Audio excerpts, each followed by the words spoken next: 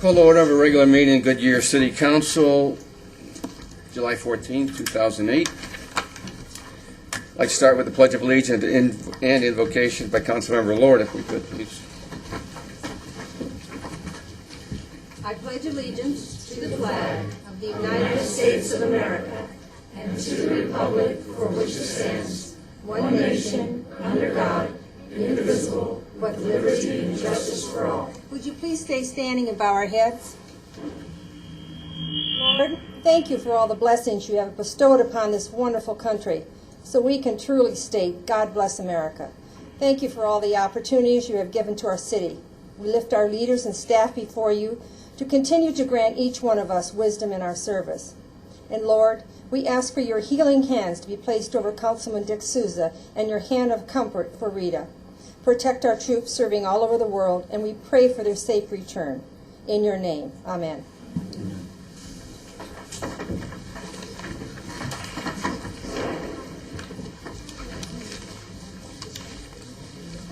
Tonight we have Councilmember Cavalier on the telephone out of state. Frank, can you hear me?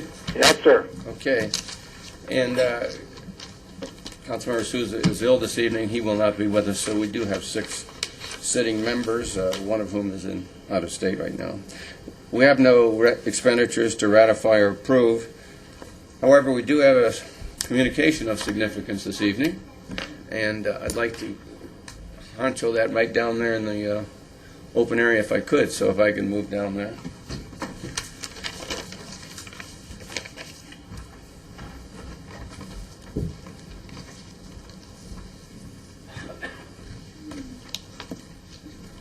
Didn't know I knew all these people as well as I do. What we're doing here today is we're going to spend a few minutes talking about how good we were, and I hope we still are. I think we won the All-America City Award, and we won it because of the contributions of our citizens. It's largely the citizens that pulled this off, and I think we need to continually congratulate and thank all the citizens for that. And I need to speak to the mic. Okay. See if I can take it off. I better not. But I'd like to address, if I could, how this came about, because it's important to me, and I think to others, really, the source and the purpose of this award, and I can cover those a little bit as I proceed. But about January of this year, a person who worked for the city of Goodyear, Lori Hillebrands, had the idea that she believed we were an all-America city. So she investigated the subject and concluded that, yeah, we can compete. We have what it takes. And she was absolutely right. But to get support for that, she went outside the city. She went to the citizens themselves. And those citizens were in Estrella Mountain Ranch. And they're here today. And if it weren't for, like, Jen Barber and Charles right here, Kim Jones is here. I don't think if it were not for those 3 people, Charles Marshall, we wouldn't be standing here today along with Lori Hillebrands. Obviously, if it weren't for Lori coming up with the idea and being persistent in us applying for this award, we wouldn't be standing here today either. So when I present the plaque, I'll mention that again about Jen. But what they did was they prepared the application. I don't know how long it was, but it was lengthy. They decided that the 3 things that they wanted to sell about this city were the I-10 widening, the recruitment of colleges, and what we did about the skateboard park. The skateboard park was important because it was how we appealed to our younger folks. So they prepared the application, and lo and behold, come March or April, I think Jen got the letter, lo and behold, we were finalists. There were 17 finalists in the country, and the city of Goodyear was one of those. So Nicole Neal then came on the scene, and Susan Petty came onto the scene. And they geared up with Jen and her troops, and also then Ann Hansen got involved at this point. And they orchestrated how we were going to perform, and Brenda Bernardi, they orchestrated how we were going to perform in Tampa. So we started practicing in April. And we didn't have a program whatsoever at that point. We only had an application. We had to transition that application into a physical act. And Jen, again, was the primary orchestrator there, too. But Paula was in there all the way also. Paula was absolutely essential. And Susan and Nicole were part of that orchestration, too. And we tried and we tried, and we had trouble getting people to come together to the meetings because it was trying to bring 35 people together, all of whom had different missions in life, to get them to show up and practice. It was difficult. And I think it wasn't until the bitter end that we really felt like we had a winning team. So, 35 of us jumped on an airplane, and we flew to Tampa. And then the day after we got there, we practiced for 2.5 hours. And at that point, we really started to click. And we felt good. High anxiety, but we felt pretty good anyway. And I need to say this now, we would not have been in Tampa had it not been for $40,000 that was contributed to us by developers and business people in the city of Goodyear. And I don't see too many of them here today, but they know who they are, and I'd like to read off the names, but we just don't have time. But think of that. And some of them contributed $2,600. Quite a few of them did. Total was $40,000. The city of Goodyear came up with somewhere under 10, and that basically took care of the transportation and other things. Nicole, you brought that money to bear. You were out there with Susan, and if it weren't for you, we wouldn't have that money. Okay? You did very, very well. Okay, so we practiced. Got a little bit nervous then. Sonny Shim got us a chant, which I can never remember, and you're glad that I can't. Because I'm pretty sick when I do it, but it had 4 lines, and they were really good. I won't even try. So what we did in the morning, we were the first up. First one, not because we were thought to be best, but because Arizona's alphabetically. We went first. So we're standing at the door getting ready to go into the auditorium, and the judges are lined up in there, about 9 of them. And we started walking on in. And we did our chant. And as we came to the stage, we started to walk up the stairs, and I just noticed that the person leading us onto the stage is 15 years old. Sonny Shim. She was crying out that chant. She got us to the stage, and then she just led us right onto the stage. And what a signal that sent to those judges, that our youngsters are involved in their city.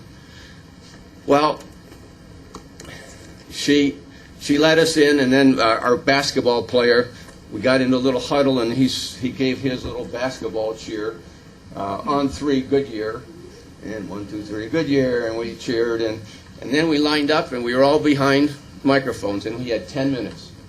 And that's when I'm going to present the plaques. I'll say a little bit why you were there. You know why you were, but everyone else doesn't necessarily know that. So, and we came through. No one choked. It was a little nerve-wracking. No one choked. We walked off the stage. We answered 10 minutes of questions, then we walked off the stage. Then I looked at almost every other city to see how good they were, and I was praying they weren't very good. But the Lord wasn't listening to me, because they were all good. We was now 16 teams, 16 cities, and there wasn't a laggard in the group.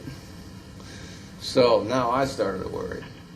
The next day comes, we go through the day, and Mark, Susan, and I had a cigar and a few other things. So you'll never do it again. Okay.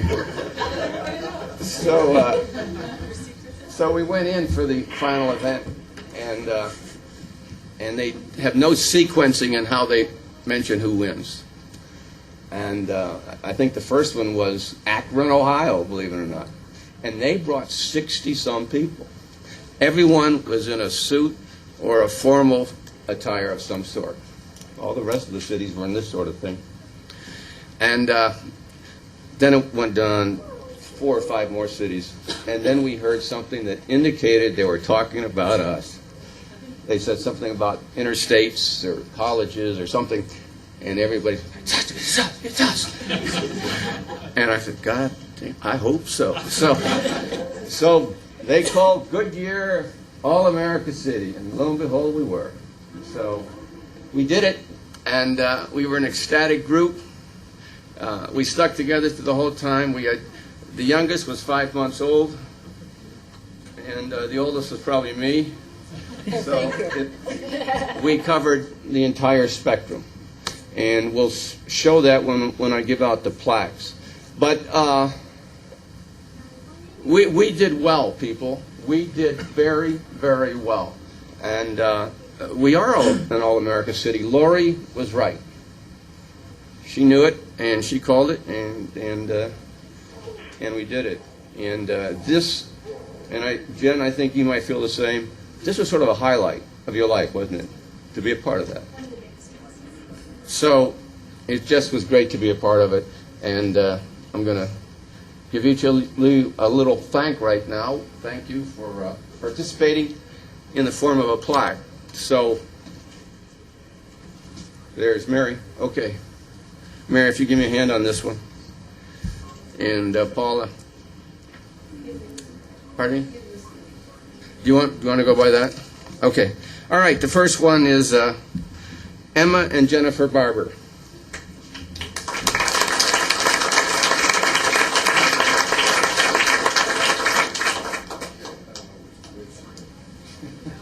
You can figure it out later. Thank you so much.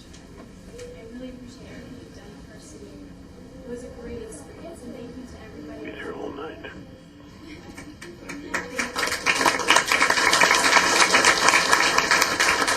Jennifer has a background in media. She's done it as an adult and very successfully in California. So having her on our team was a big plus. So you worked very, very hard for us, and you were successful. And Brian and Joanne Barnes.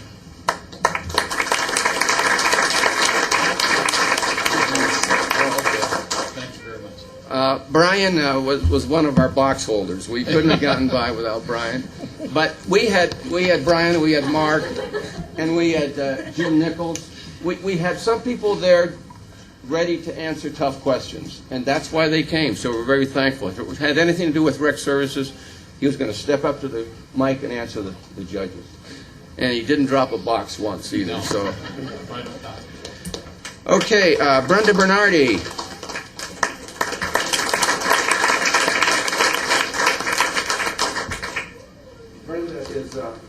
Is also our arts and culture chairperson, so she does a lot for the city of Goodyear. But she was also the person that during the presentation spoke about what Goodyear's doing in arts. So we thank you for that. And to have you do it meant a lot to the judges. And our biggest box carrier of them all, Mark Brown.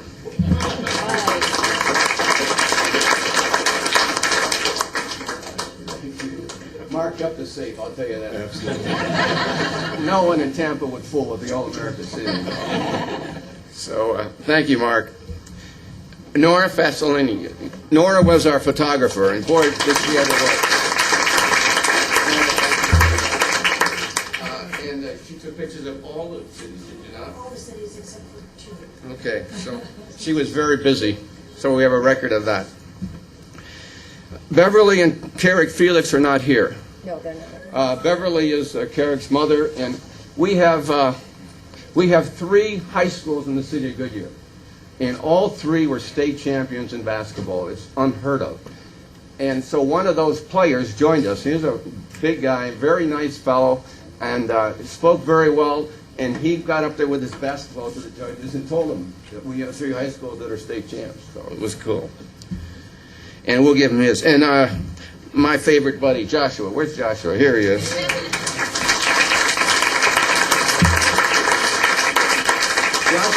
Joshua, on the day we were leaving, fell ill, so he couldn't make it. But Joshua, do you know that Susan Petty spoke about you? Mm-hmm. And she said that our presentation was in honor of you. That's how much we thought of you. So thank you.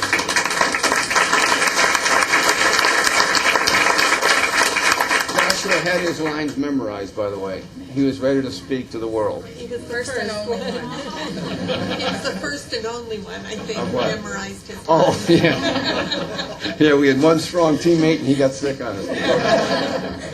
Yeah. David Gonzalez. David.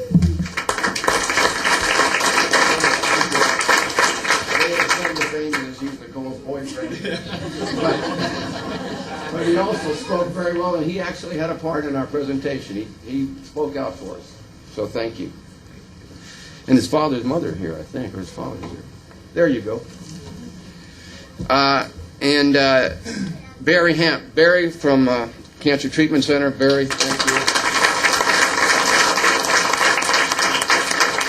What we had, we wanted to show, in demonstrating the importance of the universities, we wanted to demonstrate the application of having them come. And one of those applications was, we believed, that the Cancer Treatment Center came to Goodyear because they knew that we were going to have an educational format that was going to provide them nurses and other medical people. So he spoke about that to the judges. Ann Hansen is not here, nor is Will, right? Okay. And Will spoke about getting his daddy home. His daddy's always late for dinner because of I-10 widening or something like that. And he's 5 years old. And he spoke in front of the people. Okay, and Sandra, I didn't see her. Oh, okay, but, well, that's not okay. But Sandra is, she was our facilitator getting us ready to go. And Sherilyn Holman. Sherilyn, always here.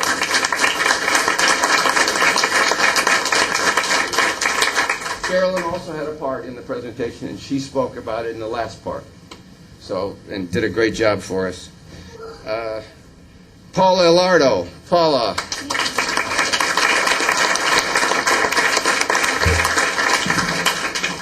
Paula helped us with a script. She wrote a lot of it and rewrote a lot of it and had it rewritten and then rewrote it and went back and forth.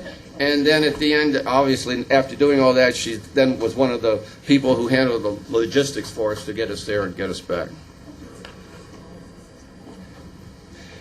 Kimberly Jones, Michael Jones, Kenzie Jones, and Miles Jones. The Joneses, hey.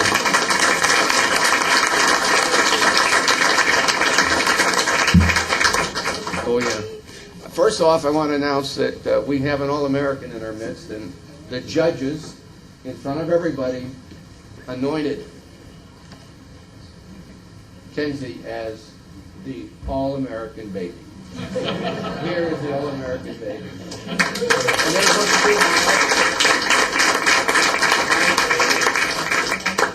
And Kimberly also was part of, in fact, our whole approach was Goodyear is, Goodyear is, Goodyear is, and that came from her mind. Did you want to say anything about I think you should what tell that. Kenzie did to you? She made her lasting impression. We got up there and about the third line spoken, she decided to throw up on the stage. The judges remembered it. Yeah. It was part of the stage, so she left her mark. It wasn't going to go away. Everybody, not everybody, but I was right before I was going to speak, so I remember Jade had said something like, "Oh my gosh," and I looked over because she started to talk, and I was like, "Wait, it's my turn to talk." So then I was starting to talk, and then I looked at Kinsey, and then I seen all this stuff on the ground, so I started laughing because that was all I could do. So I kind of threw off our timing, but we still made it 10 minutes ahead. Yeah. Yeah, and they had big speaking parts too. And Michael Leone. Michael's here, I know that. Michael didn't go with us, but he was a part of the preparation. And a lot of our effort was a result of his brain power. And let's see. Georgia Lord.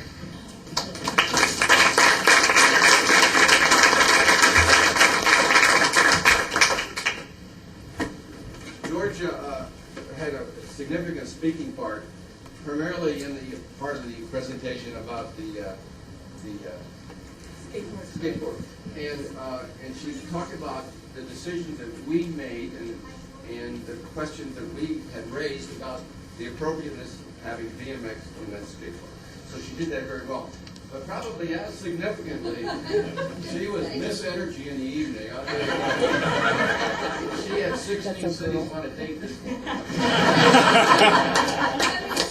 Part of this was how social you were. So the first night we went to this party, and all these cities are just sitting around the table. So I deemed myself the dance lady. I went to every table and pulled people up to dance. So that was kind of my contribution.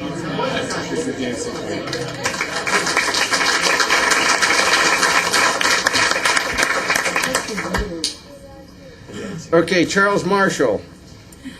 Charles didn't go with us, but Charles he would continually see emails coming from Charles. No, you want to change this and do it this way.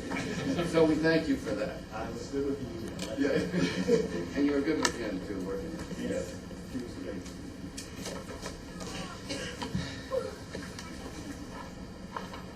Okay, and another major box holder for us, and the man who knows all about public works, Jim Nichols. Yes. Here he is.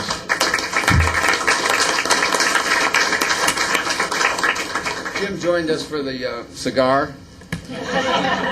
So we want to talk about that a little bit more, Jim, later. But anyway, thank you very much, and we couldn't have done it without the fellows doing that task of box holding and box moving and the sort of thing, because that was the picture of what we were talking about. Okay, Nicole Neal.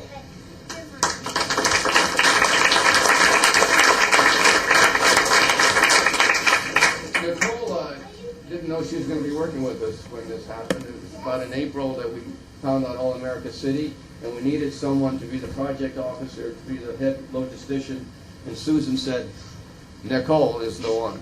So Nicole worked and brought everybody together and not only took care of the transportation, provided input on the script, but she also went out to people to get the money.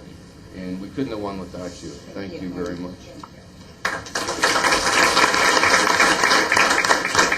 And another indispensable member, Jade Osborne.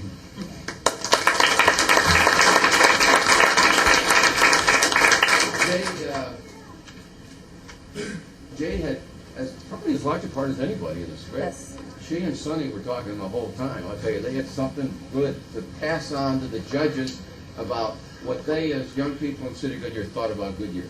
But then we had some questions asked of us. And one was about, I forget, something to do with youth activities. And this lady stood back. She stepped up to that mic and she started talking. There was no hesitation. And that saved the day. That was great. And Joe Owens. Joe is our skateboarder. He also works for the City of Goodyear. And his wife Bridget was with him the whole time and taking care of him very well. So Joe, thank you very much. And Joe talked about skateboarding and what a skateboarder wanted to see at the skateboard park, and did a great job of that. And it was fun. And he had his skateboard with him. In fact, he had it on the airplane. He was carrying it on the airplane.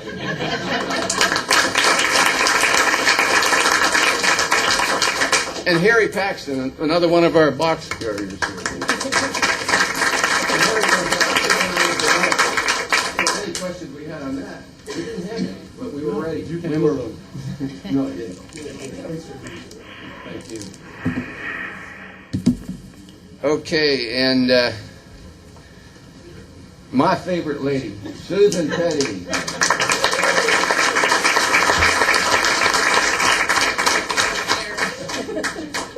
I don't know what I would have done without Susan for the last 2 years.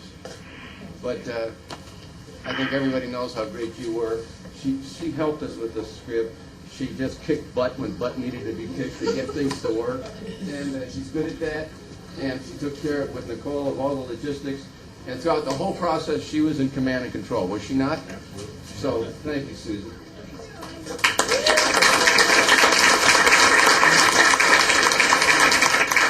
Cindy isn't here, but Cindy Porter, the University Incarnate Word, and Franklin Pierce joined us, vice presidents from both, and Raymond from FPU, and Cindy from UIW. So they spoke, and they answered questions very well, didn't they?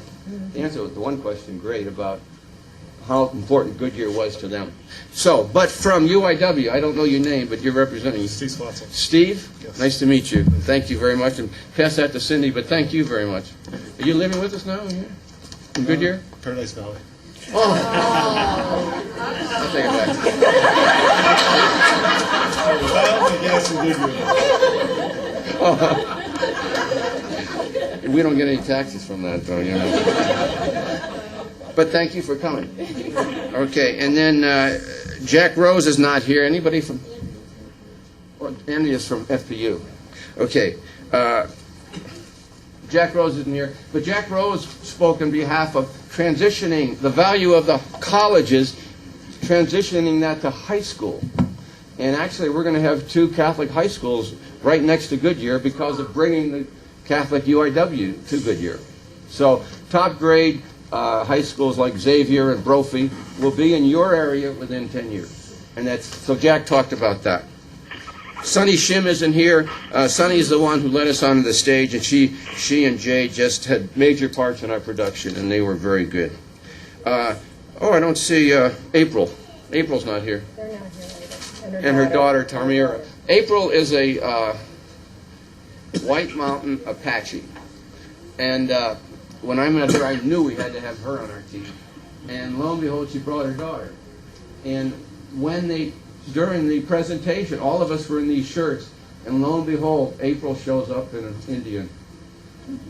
What do you call it? Indian garb? Or whatever. Native American. Traditional costumes. Native American. Anyway, Indian dress, and she was beautiful, and her daughter was in the same, and it just swayed the judges. It showed the Goodyear is a city that appeals to all people.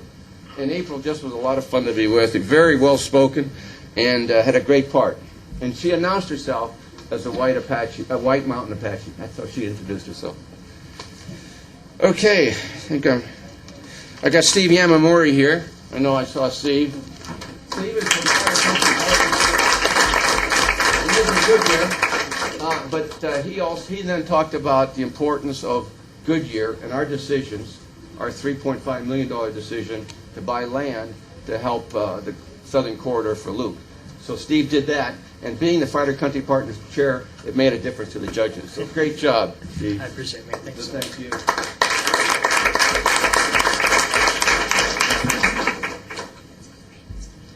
Okay, Raymond isn't here, I guess, but Andrea is. So, Andrea, great to see you. And Andrea is the local head for the Franklin Pierce getting underway in the city of Goodyear. And she's a vice president within the Franklin Pierce University.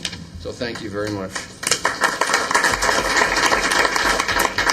And I think that's everyone. But you can tell how excited I am about this whole thing, and it's just a thrill and an honor to be a part of it. And the fact that just relatively few people had the gumption and the persistence and the belief in us to make this happen is just that's how I'll remember this mostly, I think. And I needed to mention also that we also now have been selected as a most livable city. So it's been a good year for Goodyear, actually. And we're one of 2 cities in the entire country to win both awards. I think 2 won. 1 or 2. And if it's only 1, you're it.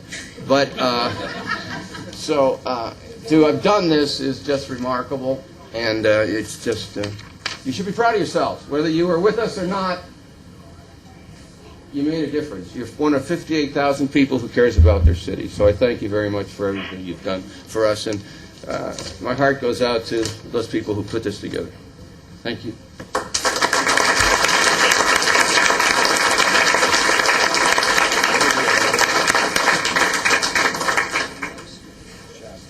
I think there's one thing that hasn't been said, so I'd just like a round of applause for our fearless leader, who lost a few hairs while he was there over some of the stress. But I have to tell you, there were 2 top-looking mayors out of those 16, and you were one of them, Mayor. So I'll give you that.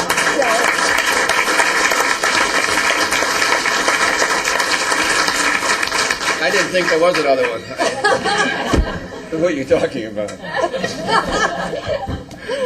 Okay, thank you very much. That's very sweet. Okay. All right, so let's get on with our meeting.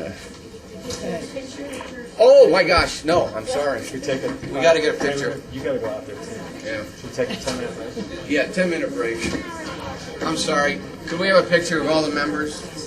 Outside, right? Outside. I think that since we have the You think that would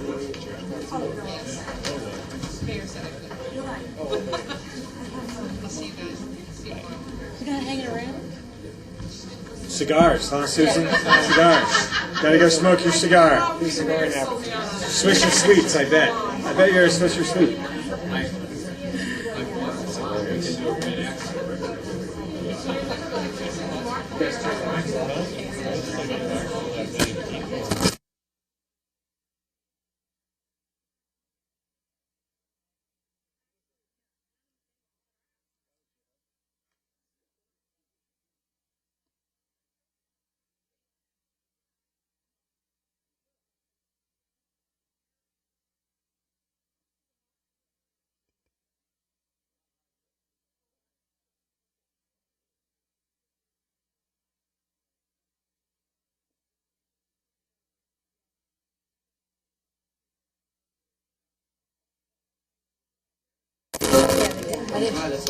Yeah, that's all. Well,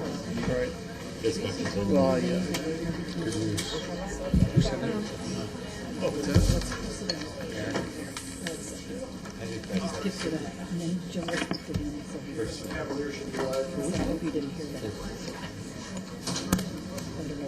Frank, can you hear us? Yeah. Okay. Okay, we'll rejoin the meeting, and opportunity now for any citizen to comment or address this council on any subject not on this evening's agenda. Would anyone like to comment on a non-agenda item? Okay, seeing none, we'll go to, oh, I see one. I'm sorry. Yes, my name is Ray Gonzalez. I am a new member to this community, Goodyear, a year now in this community. Longtime resident of Glendale, very involved with that city government and that community. I'm very, very proud to be here tonight and very proud of the city of Goodyear for its accomplishments in this year. We just experienced some of that being an all-American city. Just wanted to introduce myself to all of you. And again, tell you that I want to, in my years to come, get involved with your city government and all of you, and hope to be a productive citizen in this city as well. Okay? No, thank you very much. Thank you very much. And again, Raymond is the father of David, who was an All-America City participant.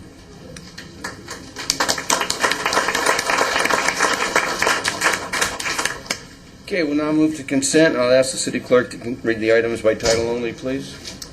Item A, approve draft minutes from the work session, regular meeting, and special meeting held on June 23, 2008. Item B, approve a request from Michael J. Basha, representing Basha's Inc. for a transfer of a Series 9 liquor license, number 090711013, for Basha's number 169, located at 2075 North Pebble Creek Parkway, Goodyear. Item C, approve a request from George Atwell, representing Pebble Creek Golf Resort Homeowners Association Number 1, Inc., 16262 West Clubhouse Drive, Goodyear, Arizona, for a transfer of a Series 7 liquor license number 07070092 to Tuscany Falls Aquatic Center, located at 16150 West Clubhouse Drive, Goodyear, Arizona. Item D, approve a use permit to allow a bank with a drive-through in the City Center Gateway Overlay District, AM Trust Bank with drive-through, on a 1.16-acre parcel generally located at the southwest corner of McDowell Road and Pebble Creek Parkway in the Pebble Creek Village Marketplace Planned Area Development, subject to stipulations. Item E, appoint the following Goodyear residents to the Utility Rates and Fees Committee: Ken R. Wood, Alfred Joseph Osorio, Diane M. Crone, Ken Pratt, Dave Nye, Robert Shoup, Richard B. Reynolds. Item F, accept the dedication of traffic signal easements by Cotton and Citrus LLC and by DTD Devco 9 LLC for the placement, construction, and maintenance of traffic signals generally located at the Cotton Lane intersections of Lilac Street and Yuma Road. Item G, accept the dedication of rights-of-way and adjacent public utility easements by Yuma and Cotton LLC for the purpose of constructing travel lanes, a bus bay, 2 right turn lanes on Yuma Road between Cotton Lane and 173rd Avenue, along with 1 right turn lane on 173rd Avenue north of Yuma Road in the right-of-way, and for typical uses in the public utility easement. Item H, accept the dedication of right-of-way for a portion of West Star Drive, generally located along the East Estrella Parkway right-of-way line and north of the City of Goodyear property known as the Goodyear Community Park at Estrella Mountain Ranch. Item I, approve the final plat for Airport Gateway at Goodyear, subdividing 222.40 acres into 3 business park, commercial, and medical lots located at the northeast corner of Bullard Avenue and Van Buren Street, subject to stipulations.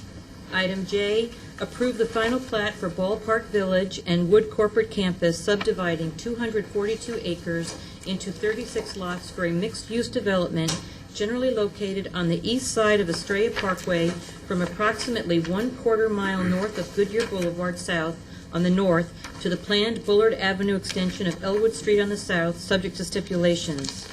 Item K, adopt Resolution 08-1247, finding a portion of the public right-of-way dedicated for South Ballpark Way between West Goodyear Boulevard and West Lower Buckeye to be unnecessary for public purposes and no longer required to be retained by the city, directing that such unnecessary public right-of-way be vacated and abandoned in the manner provided by law and providing for an effective date.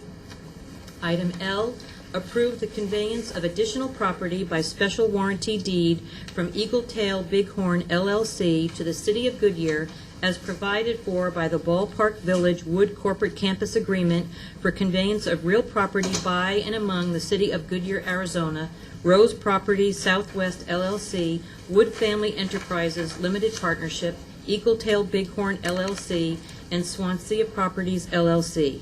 Item N, adopt Resolution 08-1248, authorizing the establishment of public streets to be opened and maintained by the city.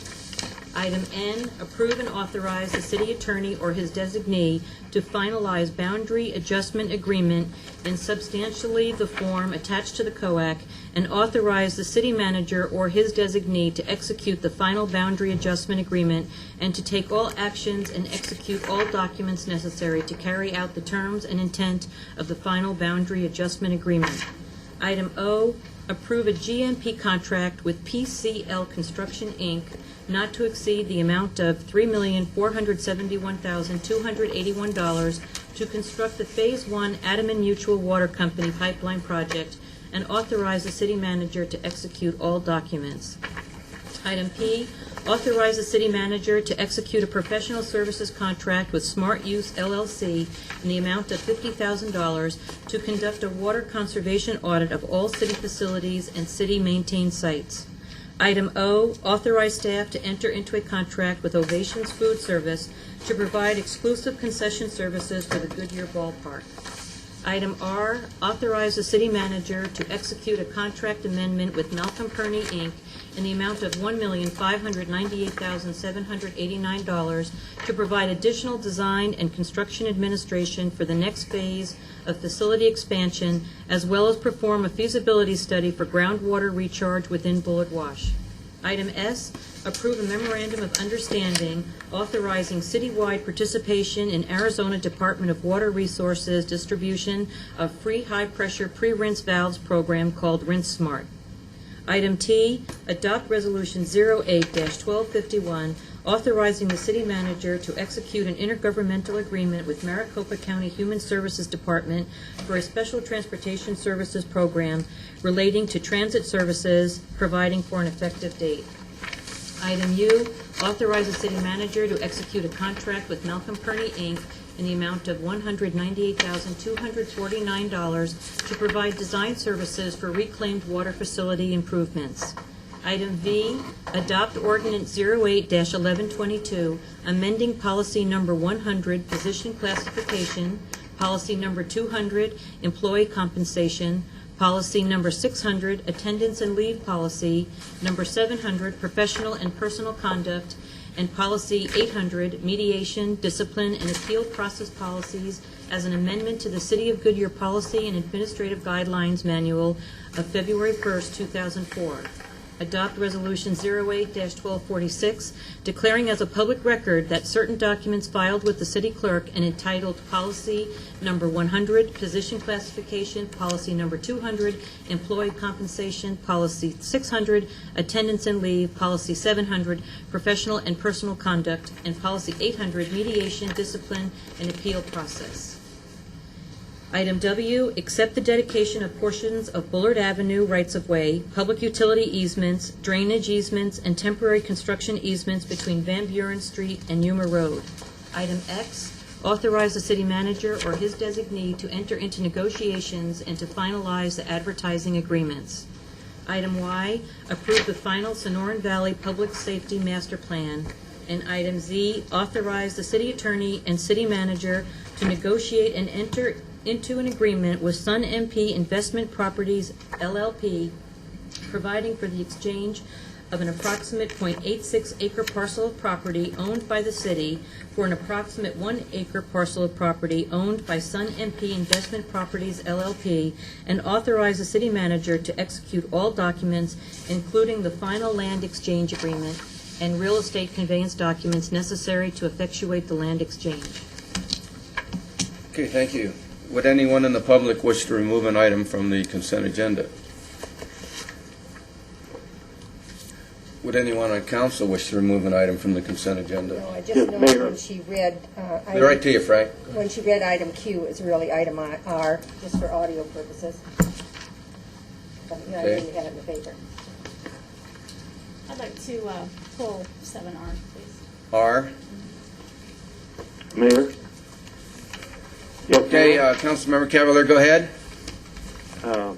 I'd like to remove J, as in John, K is Kappa. Frank, you're going to have to speak louder or closer to the phone. Okay.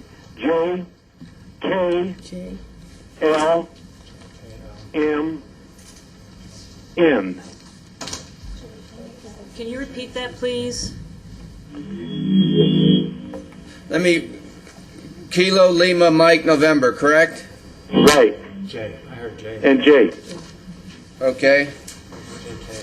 So JKLNN. Okay, on this side. Okay, and Frank, you want to I want to recuse myself. recuse yourself from voting for those? Okay, stand by, please. Yes. And then on R, is it a question you want answered? Should we answer that before we proceed? Or? Sure. Okay. That's fine. Was this under budgeted? This, from what I'm understanding, it's $1.5 million additional design and construction.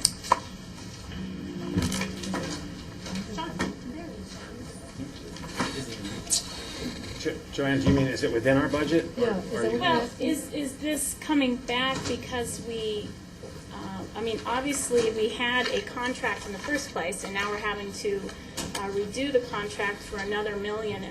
And so my question is it because we didn't budget enough in the first place, or did things just change for pricing reasons? Mayor, Councilmember Osborne, the Malcolm Perny was selected under a CM at risk contract in 2005 to do capacity expansion at the 157th. It was originally envisioned that their their design services would encompass a complete design of a facility expansion. Over the last 2 years, we've had several iterations and several, I don't want to say changes in direction, but based off of development, we've kind of moved in different, moved laterally. I wouldn't say change in direction, but moved a bit to the side. And that's just taken time and that's taken resources. We've looked at, originally we were going to do an expansion from 3 million gallons right to a full 6 MGD plant. And it would include all of the equipment and instrumentation and controls necessary.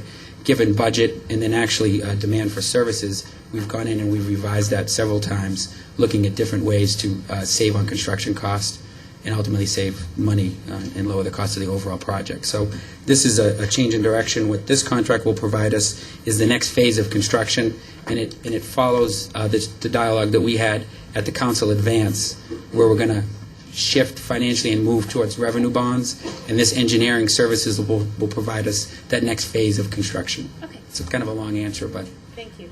Appreciate it. Satisfying? Yes. Okay. thank you. All right, then, thank you.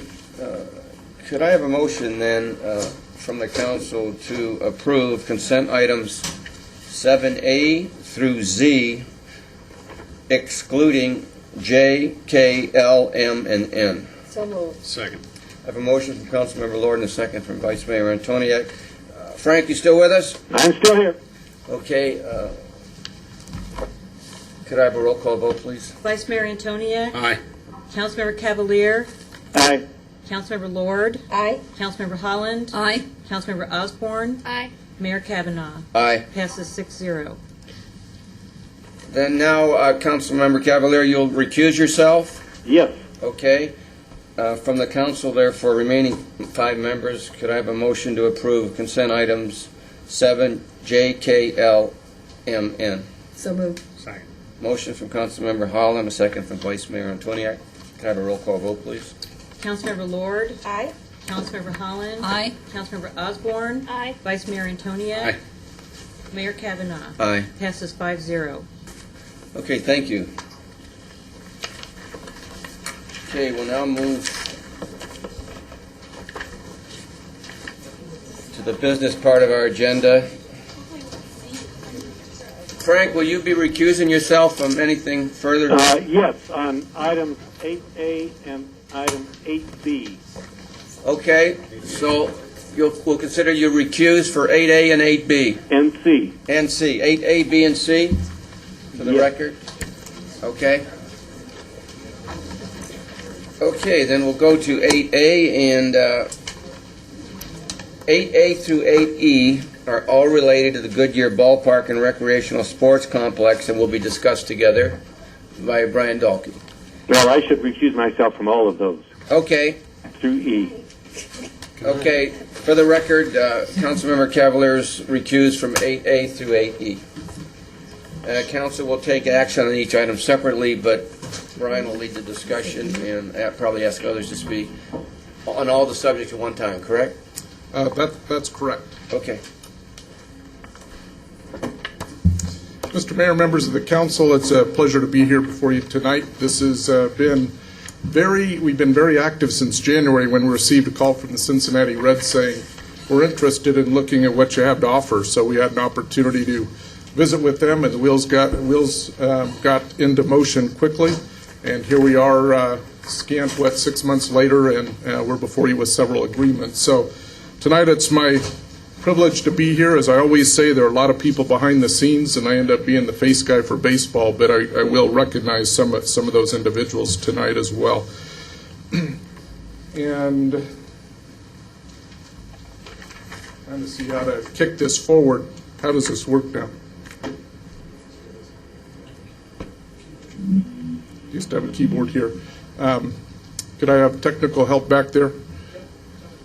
It's coming. Okay.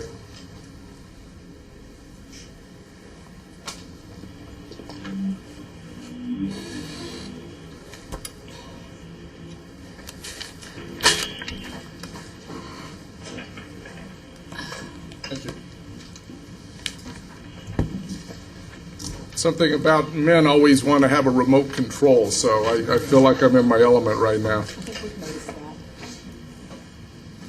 First, I'm on there. The agreements, you'll actually be voting on 5 agreements tonight. That's Cincinnati Reds use agreement. We have the First Amendment to the Cleveland Indians use agreement. Barton Mallow for their the contract amendment that will have them as a general contractor. HOK Sport for architectural and design work, so that's an amendment as well, and then finally development management agreement. So those are the 5 that we'll be going through tonight, and we'll give an update on each of those as we go along. Overview and introductions. Tonight you'll have me up here for a little while talking about Project Site. I'll be giving an overview of the agreements and recommendations. Also have Eric Judson from JMI Sports that will be giving a project overview. And just a real quick update on where we're at, because it's in August that we actually turn over the development complex to the Cleveland Indians. Had a chance to tour it today. It's phenomenal as far as the progress that we've seen on that. We will also have Mr. Jim Marks, who's counsel for the Cincinnati Reds, Vice President, and he will be saying a few remarks on behalf of the Cincinnati Reds. But the thank yous, and again, many, and I always looked at council first. You threw the challenge out there years ago for two-team complex, and happy to say that we've been working through that for a number of years, about a year and a half now. So thank you for your leadership. It really has, I think, been a blessing for us. Also, I recognize we have the Wood family here, Margaret Carl, Ken Wood, Sharon Pugwood. So always a pleasure to have them be really our partners in this on the land side of things and where it's going, so appreciate them as well. Cincinnati Reds, a lot of folks involved. I won't go through all the names, but it's been a lot of working back and forth on the different agreements, along with the Indians as well. Gus Rosenfeld, Scott Ruby, Keith Hoskins, they're not here tonight, but did work on the agreements. Tonight we have Jim Gill. Jim, where are you? There you are. He's here with Gus Rosenfeld if any questions may come up. Eric Judson, as I mentioned, and Casey Rank from GMI Sports. Bart Mallow, HOK, certainly have worked with us on these agreements and where we're going forward. And city staff, almost done with this, but city staff, we a lot of hard work by Nathan Torres, Regis Reed, Elizabeth Simpson, Sarah Chilton, Kim Benden, Bob Carrier, and others. But again, what you'll see, the manifestation of a lot of people's work tonight with these 5 agreements. Area map. This is for the public that may not know exactly what we're talking about. You'll see the area map. Bottom center, you'll see a red rectangle. And within that, that's the area we're talking about. It's roughly a couple miles south of Interstate 10 off of Estrella Parkway. Project site, this zeroes in a little bit more. It shows the ballpark on the north and then the 2 complexes on the south, with the Indians being the upper right rectangle and the Cincinnati Reds proposed to be the lower left rectangle. So they will be abutting to each other, and a huge economies of scale by doing that. Project history, I'm going to introduce Mr. Eric Judson with JMI Sports.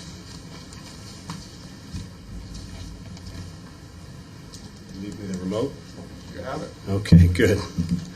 Good evening, Mr. Mayor, members of the council. It's a pleasure to be here tonight. Many times I was telling our friend, Mr. Marks here, how many times we've been before you talking about baseball. And tonight is certainly a very important one. And by no means the culmination. We still have a first pitch to throw. We still have some ground breakings on their project. We have some other ribbons to cut. But what an important night tonight to be talking about a second team, something that many times seemed out of reach along the way. City of Goodyear, from a historical standpoint, of course, has been pursuing spring training for some time. Initially, you weren't successful with the Angels, but I think that you should all be very proud that it only made your resolve stronger, because shortly after that unsuccessful effort, you went out to the community. First and foremost, what does the community want to do? Because this is certainly a community project. It's something that will bring tremendous benefit economically, but socially as well. What do the people of this community want? And they remarkably approved $10 million of funding to keep this ball rolling, and a 2-to-1 margin. And that's not something that's insignificant by any means. Also important, the council. Brian talked about that. It wasn't always the same council. There were some other council members, but always unanimous in support of this project, talking about the benefits and, again, taking the public's will to heart. After you had that direction, we started upon a journey to put together a plan. Again, you took an appropriate approach. You didn't say, hey, we have the answer. We're going to go out and look for the best solutions. You looked at a number of sites throughout Goodyear. And our friends with the Wood family here again tonight had a site that we felt brought the city center development into focus. Not only would it be a great ballpark village, but there would be an opportunity to have synergy with the city center. And that great family farm with great tradition that I'm always so proud to talk about, and that great family was here to support the city and bringing baseball here. And you picked that location, and you embraced a vision that talked about more than a ballpark. You talked about economic development in addition to tourism. And I commend you for that. That was great foresight for the future. Then we started, after we had a site, and you went through that competitive process to find your partners in the Wood family, you went looking for teams. And I called every single team we possibly could, time and time again. And I will tell you, I called the Reds about a dozen times before they finally said, okay, maybe we'll be interested in talking to you. But before we talk about the Reds, let's talk about the Indians. Again, another team who wasn't initially interested in coming here. But a group of us went out to Cleveland. We had many opportunities for the people of Cleveland to speak to them. We brought them out here, and they were captivated by what they saw and the foresight of this community.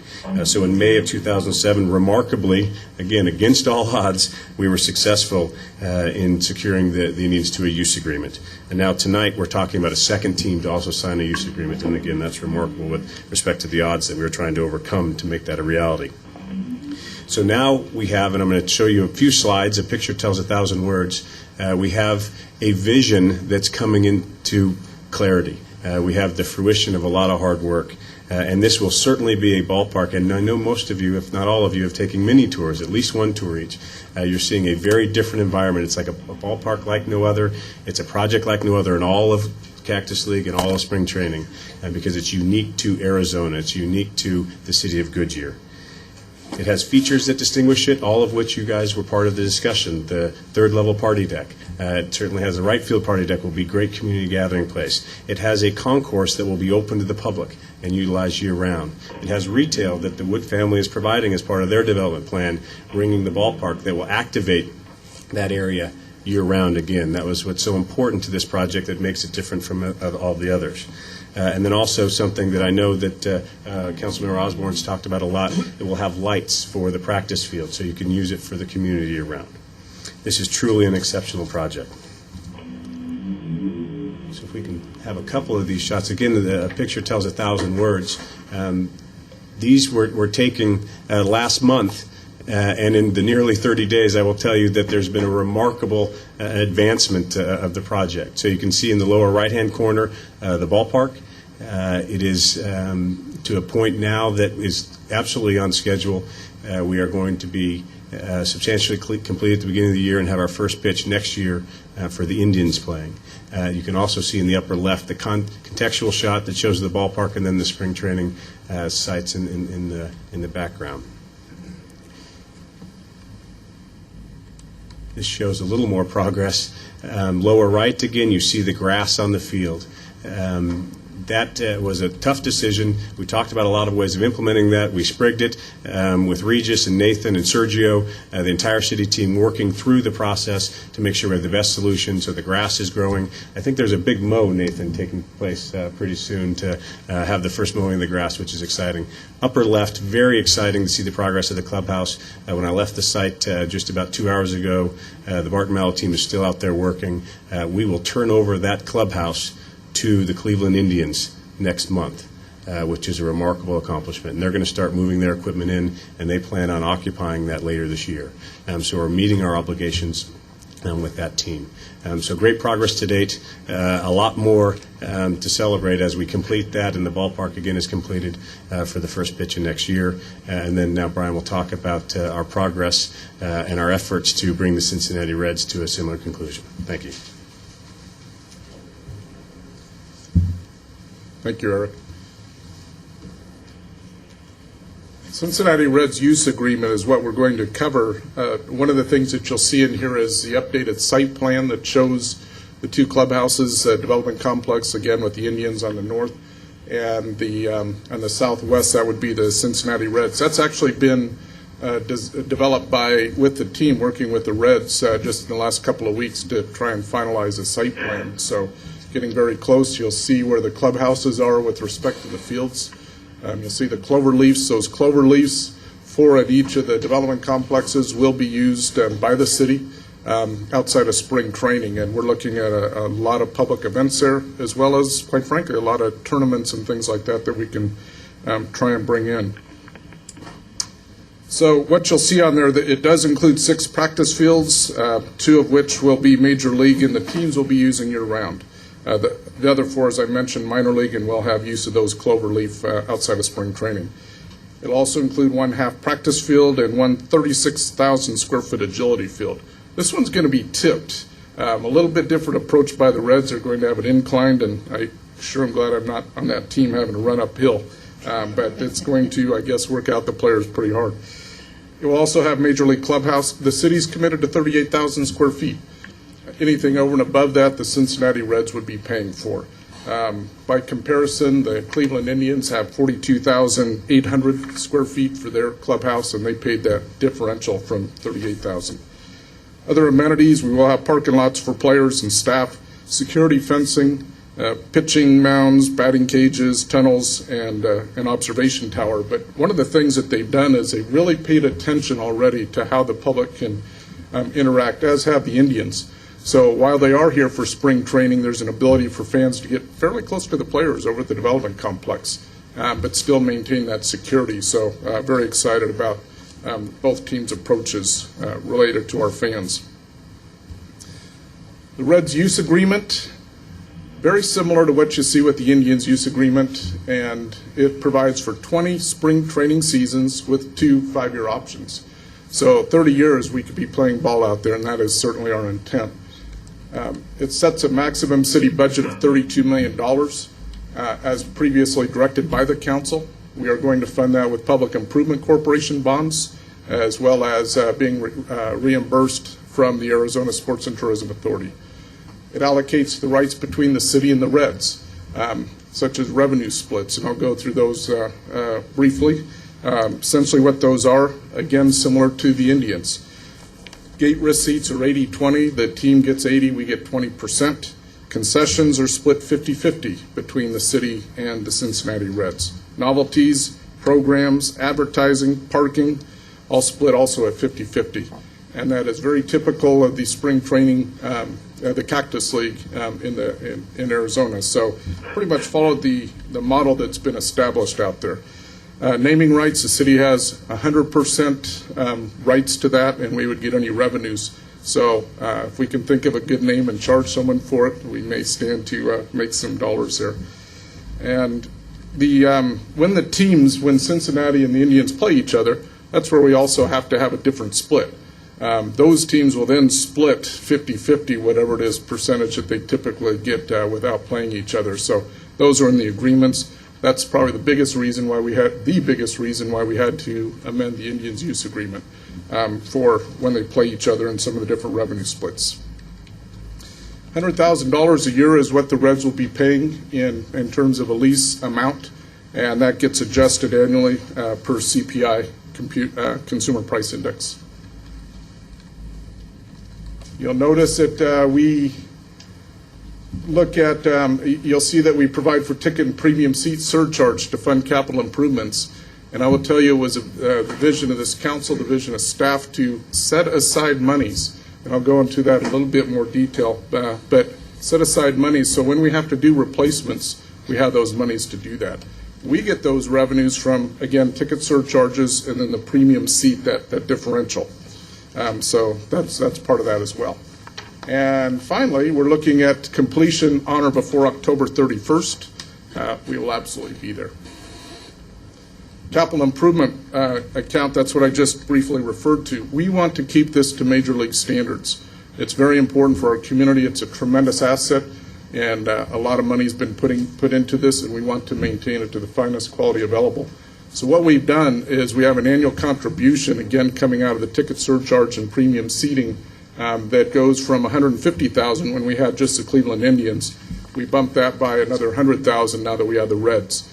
We think that revenue is going to be in and around $300,000 plus, but we're being conservative. We will put $250,000 into that fund. The other thing that we did every single year as we put money into that, we reach a point where we have a cap. So once we hit $1.5 million, we would then be able to use excess revenues to help pay in the operations and maintenance of the facilities. We have worked with the teams to develop what we call the CapEx account, and a lot of people have worked hard on that. We've gone out 20 years.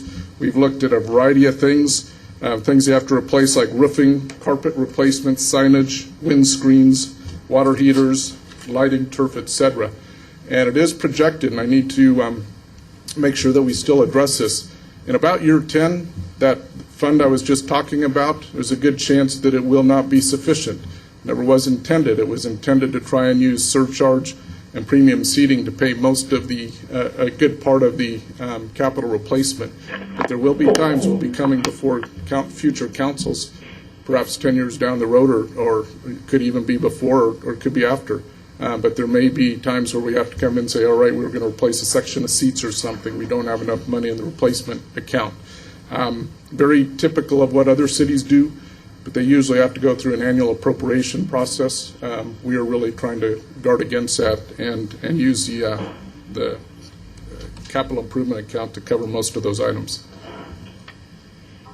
Project budget, just real quickly, you'll notice that we have practice facilities at about $17 million, infrastructure parking, $1.3 million, fees, which are, again, the architectural, construction, project management, contingency, that's $9.7 million for, and then the land, which we've already acquired, that was $3.75 million for a total project cost estimate of $31.753 million.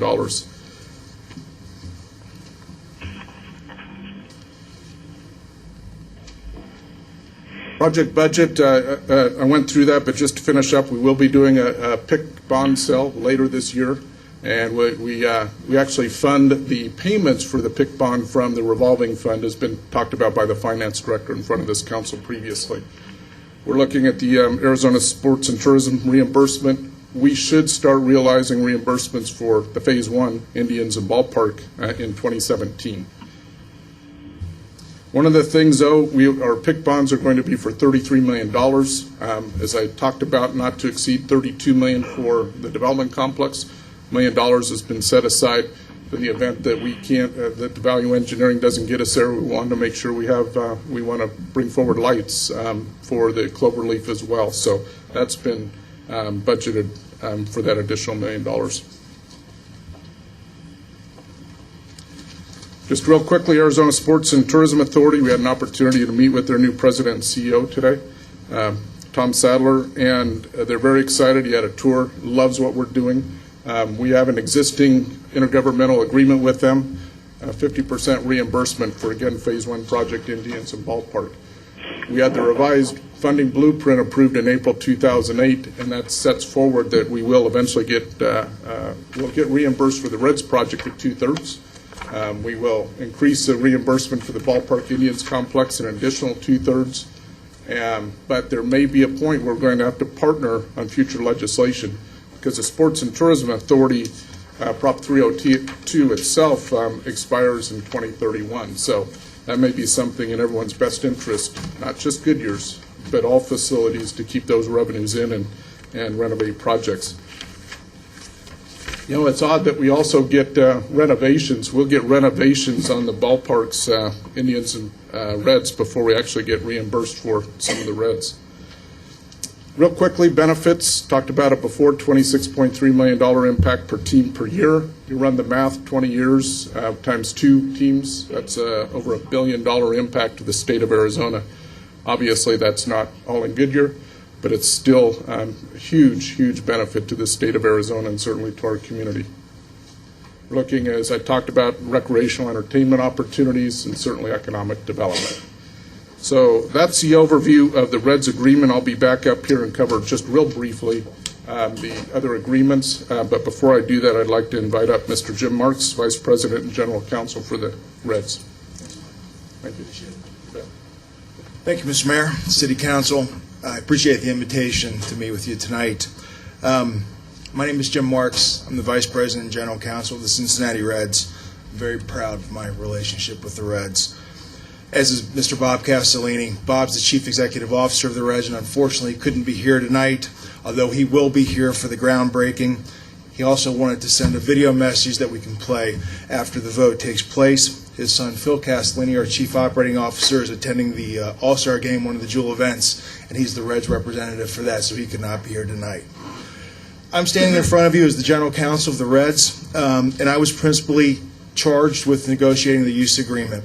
And the reason I wanted to talk at the outset before the vote is that I want to assure everyone, the City Council, Mayor, and also the citizens of Goodyear, that we went in painstaking detail through that use agreement.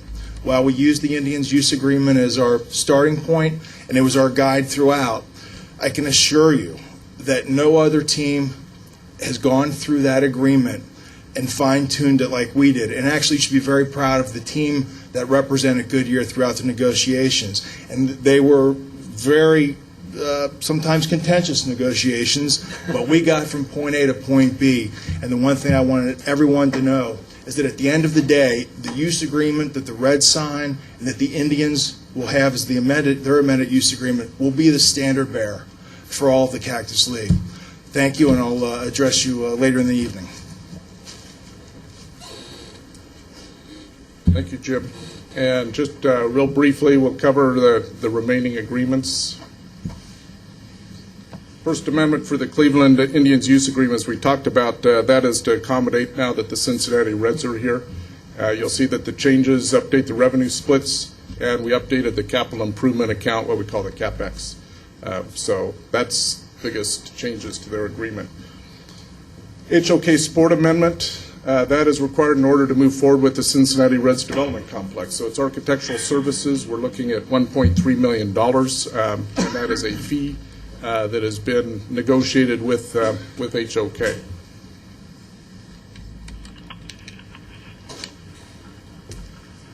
Barton Mallow Amendment, that's required to, in order to move forward with the complex as well. That's for design phase services right now, $182,000. We will be back before council with what we call GMPs, or guaranteed maximum price, as we bring forward the, it's a CM at risk delivery method. So we will be bringing those contracts back before council. So as of now, though, that's a contract that we have before you tonight. Goodyear Baseball LLC, Development Management Services, and the fees for service and reimbursable expenses are at $1.2 million.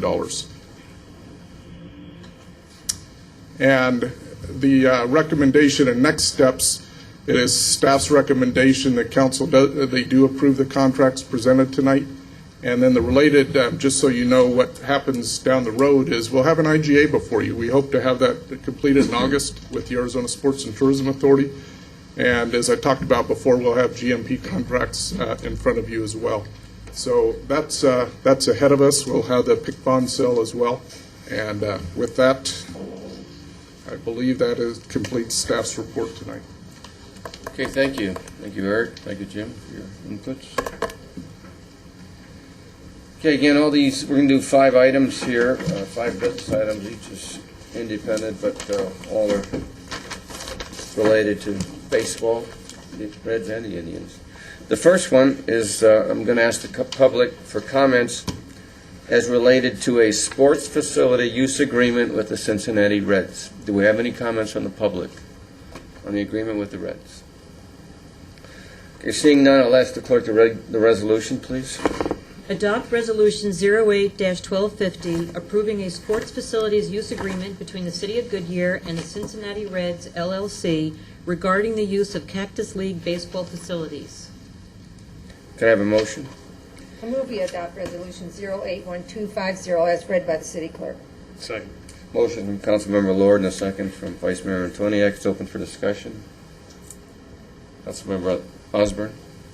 Are we going to, should I ask questions pertaining to all 5 at once, or do you want me to? If it pertains to all 5, yes. Otherwise, we will do each one independently. Okay.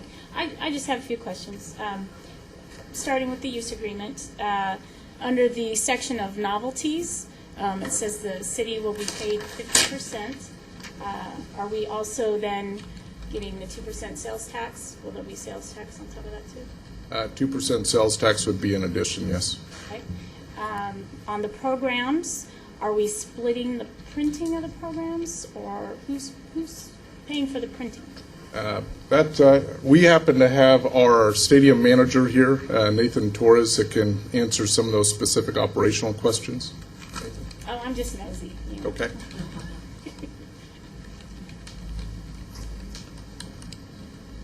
Mr. Mayor, Councilmember Osborne, the actual cost of printing the programs will be deducted before the settlement occurs with the teams. So we will be paying for the. We will share the expense of printing the programs, Okay. yes. All righty.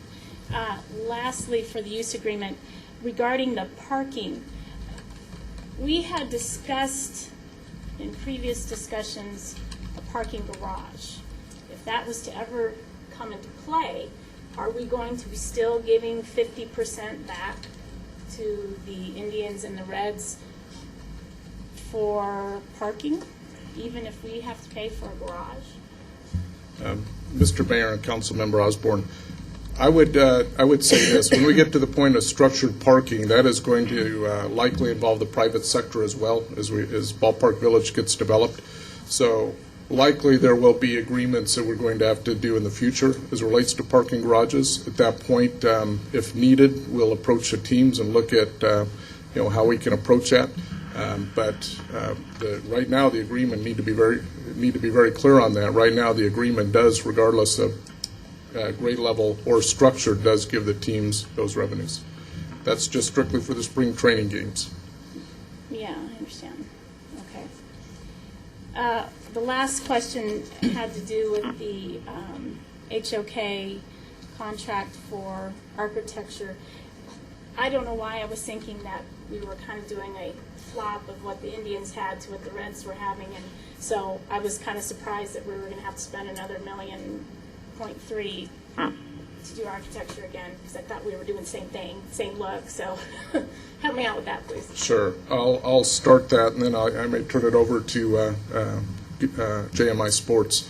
But we are getting an economies of scale, certainly, by this. Their fees have been reduced in proportion, as has Goodyear Baseball's, based on the fact that we have been around the block once before on this.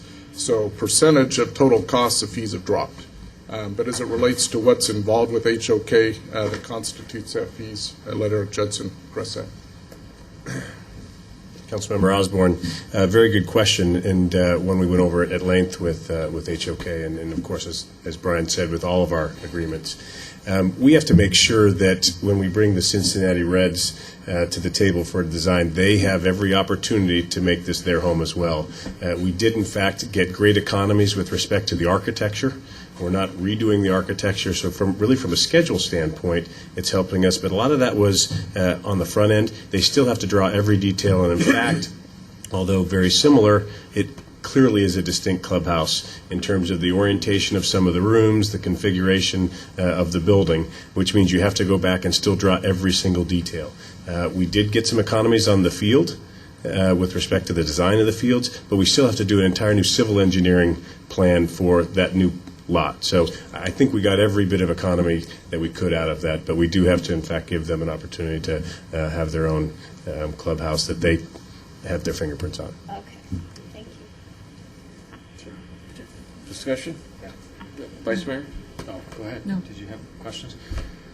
Brian, the development, you talked about the percentage of fees have dropped. Walk me through, if you go back to your slide presentation, I need some help, because I think I've been educated a little bit through this process and have some questions about these specific ones that maybe I You didn't can get have. the slide presentation back up again, please. If you go to that grid where you talked about the $32 million and then you had the breakdown. Just scroll ahead here a few slides.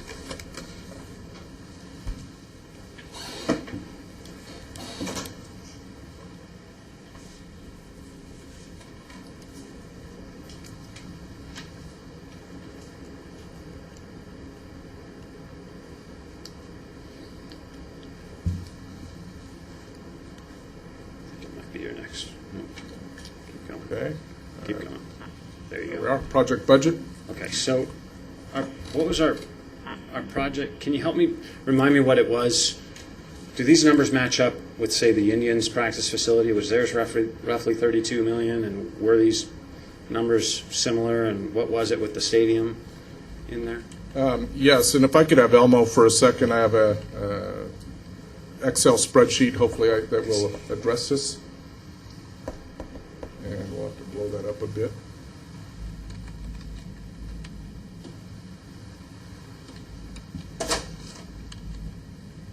Okay, what you'll notice on there is Phase 1 project, that's the Indians in the ballpark. That's what we call Phase 1. Phase 2 would be for the Cincinnati Reds. They both start with C's. Sorry, Jim. But what we did here is this is strictly the project cost exclusive of land and financing. So you'll notice that the Phase 1 project excludes land and financing? That's correct. So this is strictly our project cost, if you will. Okay. Hard costs, soft costs. So project costs, you'll see that there. And then with Barton Mallow, we've listed out what their fees were and their general conditions. Now, those will be determined when we bring GMPs back before you. So that we can't talk about yet tonight. We just don't know. But you'll see what their fees were. I think to your point, and the point I made earlier, is if you look at HOK and Goodyear Baseball, you see that in Phase 1, you were 5.5% and 5.3% of project cost, respectively, between HOK and Goodyear Baseball. When you get to Phase 2, that has actually dropped to 4.6 and 4.3%, respectively. And if you, and just going back into history, I remember we had a discussion on Goodyear Baseball many months ago. And Scott Rubio is working with us on that particular agreement. And when asked the question, is that a good amount? Is that a reasonable amount? And his comment at that time was roughly, with his research, showed anywhere from 4 to 7%. So we're certainly within those parameters. And we feel like we worked this very hard to bring down the cost for everyone involved. So, okay. If I bounce back and forth between these two, you've got, if I add up total Barton Mallow, HOK, Goodyear Baseball, those three numbers, 4.8, 3.3, and 3.2, roughly speaking, I come out to $11.5 million of 61. If I look at the percentages, okay. And if I follow what you're saying, I've got 11. You guys got to help me out here. I've got $11.5 million of $61.1 million. It's roughly 19% management fee. If you scroll back to your other slide, excluding land, if you scroll back to your other slide, I look at your budget. You've got $32 million, which includes land. And if I look at the 9.7 of $32 million, I'm roughly at 30%. So help me understand how we reduced our fees collectively on this project. I would say we're probably not doing apples to apples. If we go back to the other slide, I point out the only things that we extracted on there, right? That was Barton Mallow's fees. And fees are generally, they're considered their profits. General conditions are everything that they have to do out in the field. That's everything from the porta-johns to dust control to hard hats to vehicles. It includes staff in that figure too. So that's pretty much the direct overhead that's out at the ballpark itself. So that's what those general conditions represent. So that's just a pass-through cost, if you will. But fees is what you may be looking at more closely, 3.8%, and then the fees for the other two.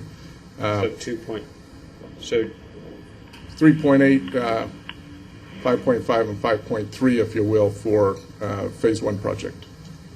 And Phase 2, we don't know what those are going to be yet. Okay, but you go to Phase 2. If you go back to your slide again, you've got $9.7 million in fees. Architecture, construction, project management, contingency. Contingency is in there as well. So that adds, so the contingency would go into infrastructure. Contingency could go into absolutely the bricks and mortar. Contingency is a line item that's set up. I don't recall off the top of my head exactly what that amount is. I do have a more blown-up budget that we can certainly refer to if you'd like that. I guess I'm still not connecting the dots because you just took. Go back to Elmo. Sorry, I'm making you bounce back and forth back there, but the general. Are you saying exclude? Yeah, that's the point I'm getting at. I mean, I'm getting at. I'm at 30%. I'm doing the math, but I'm trying to figure out where it's coming from. Because I add up those numbers at 11.4, And if I exclude general conditions, that's going to make it 9 of 61. That's going to then further reduce the percentage of fees we paid on the first project. And yet I go back and I look at the 9.7 as compared to the 32, and I'm talking about an increase in percentage of fees. And the construction management fees, architecture fees, et cetera, that are reaching 30%. So I'm trying to...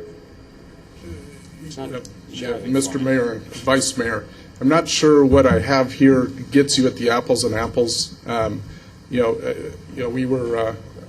knew that this was going to be a question tonight. We pulled this up to just really look at the percentages of what the fees would be, trying to show that there's actually a reduction there. We can certainly follow up with more detail that can do a better apples-to-apples comparison. So unfortunately, what we have before you, we can't get you there.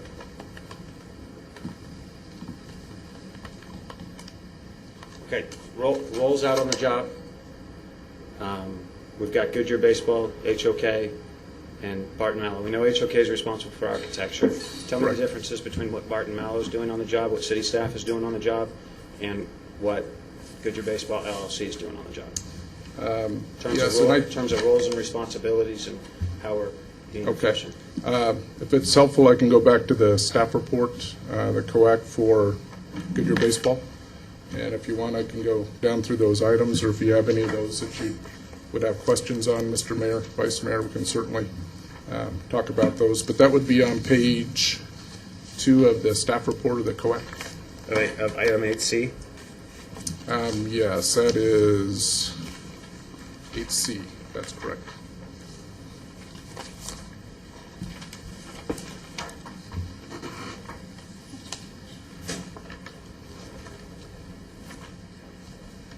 I apologize. I know I was debating this with you guys in City Hall, but I didn't start putting this together, all the pieces of the puzzle, until you started showing your PowerPoint presentation to me. So.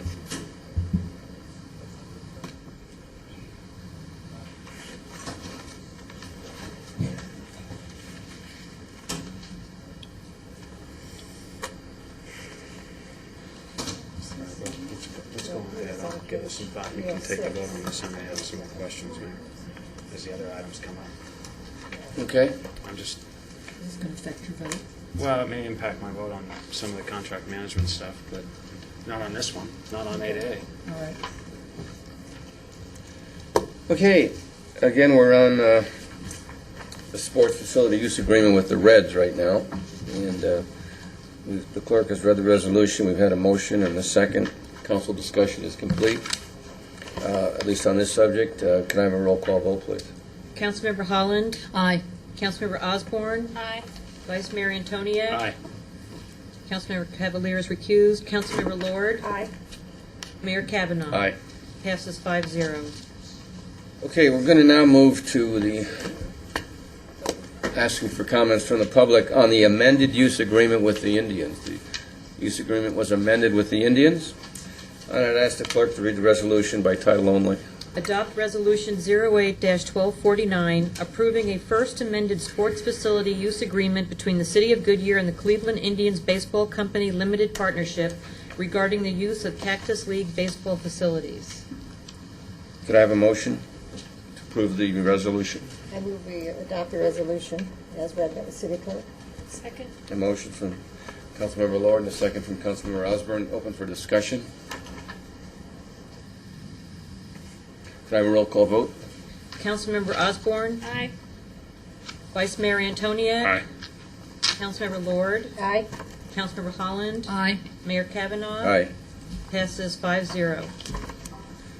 Okay, we'll move to the third of the 5 items. I'll ask for comments from the public as it relates to the development management agreement between the City of Goodyear and Goodyear Baseball LLC.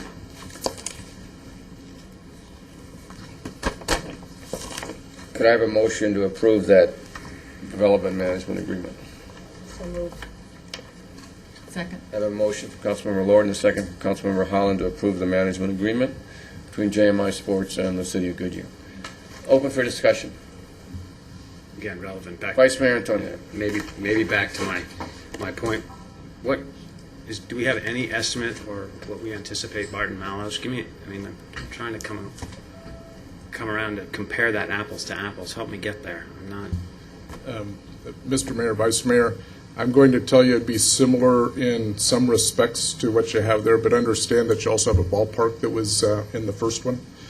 So very different animal than certainly just a clubhouse and development complex. So even then, I'm not sure what the apples to apples would be in looking at these figures before you. But I would venture a guess that the fees would be about the same, what they're asking for, but that still has to be negotiated. The fee itself, general conditions. Generally, do you want to step how those are arrived at? Sure. Vice Mayor Antoniak, I think the appropriate way to look at it is proportional. So the general conditions, again, as Brian had indicated, it's all of the work associated with the team, the Barton Mallow team. So their staff, the shovels, the hard hats, the trailers, all of that. And it is, again, directly proportionate to cost, the overall cost. Their fee as well. So I would anticipate, you saw in the aggregate there, an 8% number there. I think that's probably accurate. Again, you have to take that 8% of what the new project cost would be to get your total. And we can do that on the back of an envelope right now. We don't have that here. We didn't put it in there because it is just a guess at this point.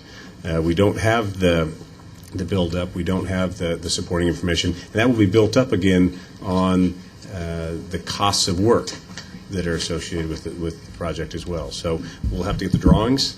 We'll put the drawings out to bid. We'll manage that bid process as we've done every step of the way now with Regis and the city being the party that the development manager works for to make sure that we're making the prudent decisions on behalf of the city. And then those fees will be negotiated and they will ultimately add up to the ultimate cost of the building. But proportionally, I think that 8% is a fair place to start. Did the other spring training facilities in the Valley utilize this three-tiered approach where they had a development manager, a construction manager, city staff? Mr. Mayor, Vice Mayor, generally no. They may hire someone else as far as third party, but to have a team that we pull together here, it is different. It's recognized by Sports and Tourism Authority as being, I would say, a step ahead of what others have done. It ensures the vision, the quality, the attention to detail, certainly when you bring that in. So in talking to the previous president and CEO, he thought it was an excellent move, and beyond that, I really can't answer more for him. But that's a pretty good litmus test, because they've worked on actually several projects. They worked on the Peoria complex, not Peoria, Surprise. They also have done some renovations in Scottsdale, Phoenix, and others. Generally, those are smaller scale projects. For a project of this magnitude, there haven't been, other than the Surprise facility, not many in recent years. I would also say that I would tell you that there's the vision with this project is unlike any other as well. I think the aesthetics that you're seeing there, I think the elements that are going in there, adding tremendous value to that. That has been very much a part of the development manager, who does manage the architect, manages the contractor, and attests there as well as, do they ever upset the architect and contractor? Absolutely. And if they didn't, I don't think they'd be doing their job, but it does. It keeps them on task as well.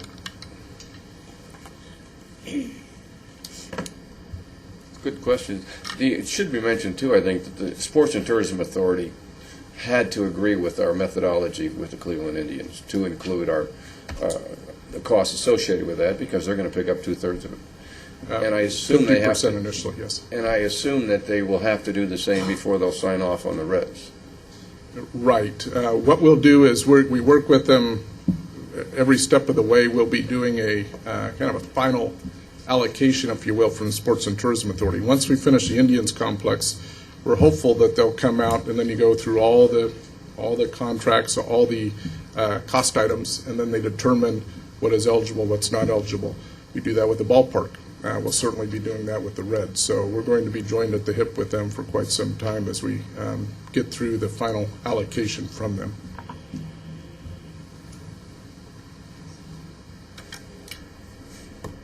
Are there too many managers? That's what I'm thinking. I wish I had had the education. Construction, No offense, Eric. Goodyear Baseball has added a lot of value to this project, but I'm not convinced on these guaranteed maximum prices, and I'm not convinced that we're not doing duplication out in the field.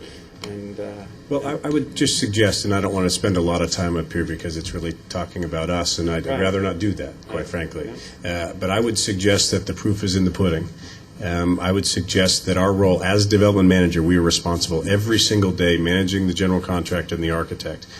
We were responsible for coming up with the initial vision. We were responsible with luring the teams here. We were responsible with a whole lot.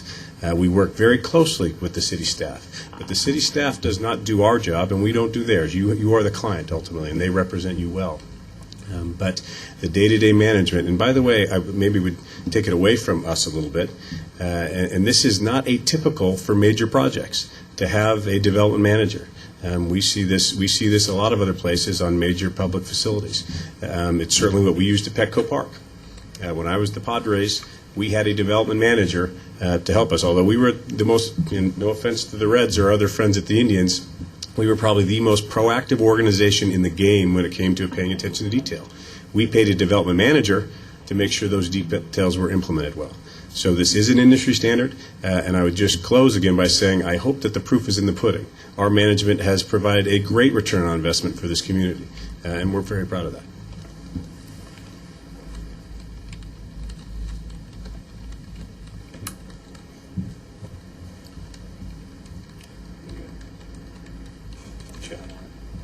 Go ahead. Okay. We're on the development and management agreement between the city and JMI, or Goodyear Baseball LLC. We've had a motion, we have a second. This is not a roll call vote. Do you want a roll call vote? It probably wouldn't be a bad idea. Okay. Yeah. Councilmember Osborne, Aye. Vice Mayor Antoniak, Aye. Councilmember Lord, Aye. Councilmember Holland. Aye. Mayor Kavanaugh. Aye. Passes 5-0. Okay, we'll now ask comments from the public as it relates to a contract amendment with HOK Sport for architectural services to Phase 2. And could I have a motion to approve that contract amendment? So moved. Second. A motion from Councilmember Lord and a second from Councilmember Holland. Discussion? All those in favor of the motion signify by stating aye. Aye. Opposed? The ayes have it, 5-0. Last item in this particular group. Ask for comments from the public as it relates to a contract amendment with Barton Mallow for construction manager at risk design phase services for Phase 2. Could I have a motion to approve that contract amendment? So moved. Second. Motion from Councilmember Lord and a second from Councilmember Holland. It's open for discussion. Okay, wait. Now getting all these managers. The manager at risk is to explain this one again then. Now that we've gone through these, explain this one again. Mr. Mayor, Councilmember Osborne, CM at risk is, I am going to have someone else because I can cover about 80% of it, but I want to have someone else actually address how a CM at risk delivery would work and how it has worked in the past. So, I'll take that one. The CM at risk is another term for a general contractor, essentially. So Barton Mallow is the general contractor responsible for managing all the subcontractors, concrete, steel. Okay. Okay, further discussion? Okay, all those in favor of the motion signify by stating aye, please. Aye. Opposed? The ayes have it unanimously. Now have a public hearing to consider the annexation of approximately 1,020 acres. I'm sorry, Mr. Mayor. You got a video. There's a quick video from Mr. Castellini that they wanted to show right after the vote. If we could do that real quickly. Thank you. Yeah. Why don't we see that, and then let's take we'll see what time it is, but we'll take a 5-minute a break or so. Thank you, Mr. Mayor. Thank you, City Council. Again, I appreciate it. The Reds look forward to coming out here to Goodyear for a long-term partnership. It's a unique opportunity to have an all-Ohio facility out here that we can't tell you how excited we're about the opportunity. As I noted earlier, Mr. Castellini is not able to be here, although he did a very short video. And if you could cue the video up, I'd appreciate it.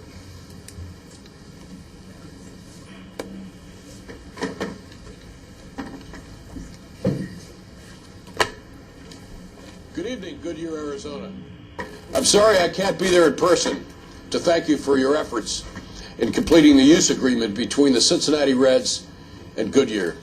We appreciate the hard work of Mayor Jim Kavanaugh, Brian Dahlke, the Goodyear City Council, and the Wood family. We're extremely happy about the partnership. We look forward to 20 years plus of enjoying great baseball in your city. I look forward to seeing you all at the groundbreaking. Thank you very much. Thank you very much. It's a small token of our appreciation. We have jerseys, they're Major League jerseys for all the city council members, the mayor, and also the Goodyear baseball team. So my lovely wife will help pass them out. Oh, that's nice. I like those. That's great. We love it. Mayor Kavanaugh. Thank you very Number 10 represents the year that the Reds will be here. I know that. Very nice. Closest I ever got to the minor league. Thank you very much. Thank you so much. Isn't it nice? Yeah, they are. Thank you. Beautiful. Number 10? Beautiful. Yeah, they are. Number 10? Yes. Thank you very much. Got my name on Thank it. you so much. We wear these the first day of the things open house. I don't know how many children of mine will try to steal this from me. Yeah, no kidding. But I want you to know when this is worn, that's pretty powerful in the back of that one. So you all watch out. The Lord's on the field. Yeah. Okay, thank you, and thank Bob Castellini, and we're looking forward to a great and long 20, 30, longer relationship with you folks, and thank you for thinking of Goodyear. We're going to take a break. Thank you. How about 8:10? Is that good? 8:10, we know that's crazy. We only have one stall in the ladies' room. Yes. Well, yeah, I wanted to tell him that It's over on 10. it's broken. Oh, really?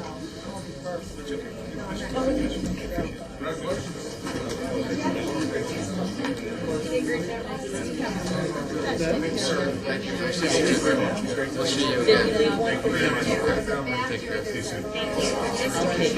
Which may be already over there.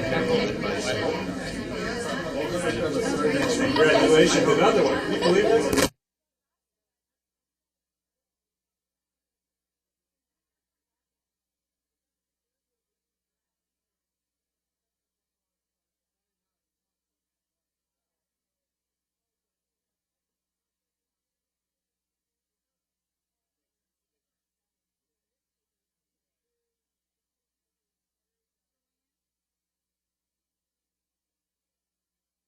You gotta clear that problem with the outside.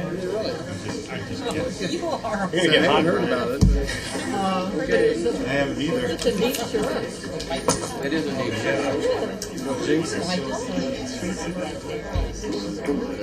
Excited about it. Good touch. These are nice. It's a good touch. Okay, if we could rejoin the meeting, we'll now have a public hearing to consider the annexation of approximately 1,020 acres in the Sonoran Valley area. No action will be taken, but I will open the public hearing. And Kate?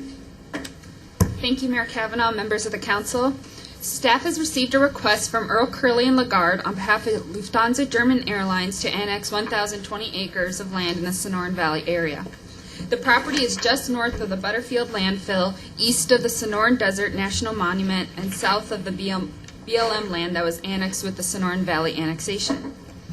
This specific request for annexation includes the Lufthansa training facility, which is where this parceled out area is, and also includes BLM land to the north and west, and 4 private property owners who together own 70 acres of the 1,020 acres. The 4 private property owners are being brought in with the annexation so as not to create a county island. The applicant has made some informal initial contact with the private property owners, and 4 of them have expressed agreement with the annexation, and the other one has not made any objection. This means that the annexation meets the 51% test. In 2000, Council adopted a 2-part process for annexation. The first step is to determine if the city wants to pursue annexation from a policy standpoint. At the May 19, 2008 Council meeting, Council authorized staff to initiate the annexation process. The second step is to proceed with statutory requirements. The annexation map and blank petition was filed with the county recorder on June 23, 2008. State statute requires a 30-day waiting period upon filing before signatures can be collected. During the last 10 days of this 30-day waiting period, a formal public hearing must be held to collect comments, which is what we're doing tonight. After the 30-day waiting period, the applicant will have 1 year to collect signatures. The county zoning for this property is Rural 190, and Lufthansa has a special use permit with the county to operate the training facility. The general plan designates this area as light industrial and airport uses. The city will need to designate comparable zoning at the time of annexation. Lufthansa has already submitted a rezone and use permit application to the city for review to allow the operation of the training facility. Staff is also reviewing a pre-annexation development agreement concurrent with this annexation request, which will address the extension of infrastructure improvements and services. The pre-annexation agreement will provide that the city is under no obligation to extend new services or infrastructure. The training facility does support Lufthansa's operations at the Phoenix Goodyear Airport. Annexation of this property will allow the city to support Lufthansa and the continued use of the Phoenix Goodyear Airport. Annexation will also provide an increase in collected taxes by $8,700 per year. The location of the training facility may also provide economic development opportunities in the future. There is no action required by council tonight. Scott McCoy is here representing the applicant, and we also have representatives from Lufthansa German Airlines to answer any of your questions. Thank you. Okay, thank you. Comments from the public to include the applicant. Thank you, Mayor Kavanaugh and council members. For your record, my name is Scott McCoy, Earl Curling Lagarde. With me this evening, I have Bjorn Søren and Maria Schuck Chapman, both from ATCA, and they're the folks that operate the training center on a daily basis here in the Valley, and really the driving force behind our request to become part of the city of Goodyear. You know, Lufthansa is no stranger to the city. Obviously, been here in the area operating for many, many years, and I was reminded that most recently we housed the fire department out at the Lufthansa training facility until their temporary facilities could be built to serve the Sonoran Valley area. But in any event, I promised Harvey that I would keep my comments to a minimum. We're not asking you to do anything tonight. It's just a public hearing, and I think our next step in the process is wait for the 30-day waiting period to expire, collect the required signatures for the petition, be back on our to finalize the annexation and our rezoning request. Happy to answer any questions. Okay, thank you. Thank you very much. Further comments from the public? Okay, seeing none, I'll close the public hearing. And we'll move to the next item on the agenda, and that's to consider adopting the field allocation policy and rental fee for the Goodyear Parks, and Jennifer's up.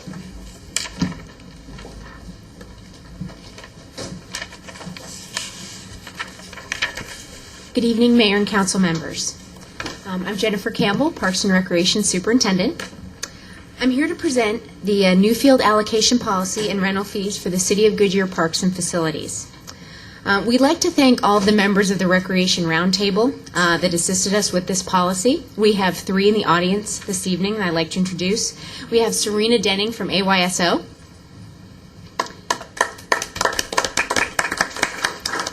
We have Ryan McCaskill from Goodyear Little League.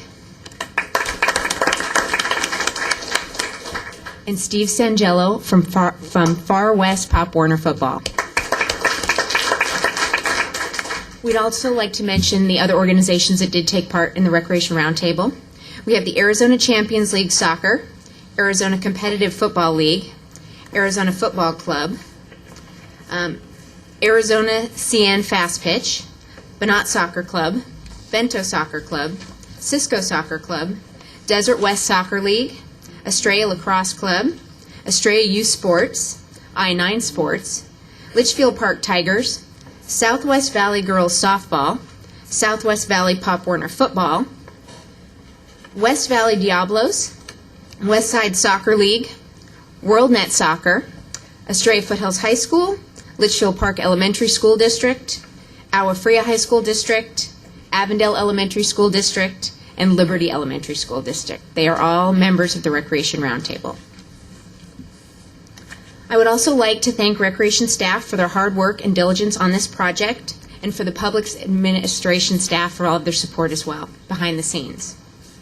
We would like to thank the mayor for his vision on the Recreation Roundtable and realizing that there was a need out there that we had to go ahead and fulfill for the public.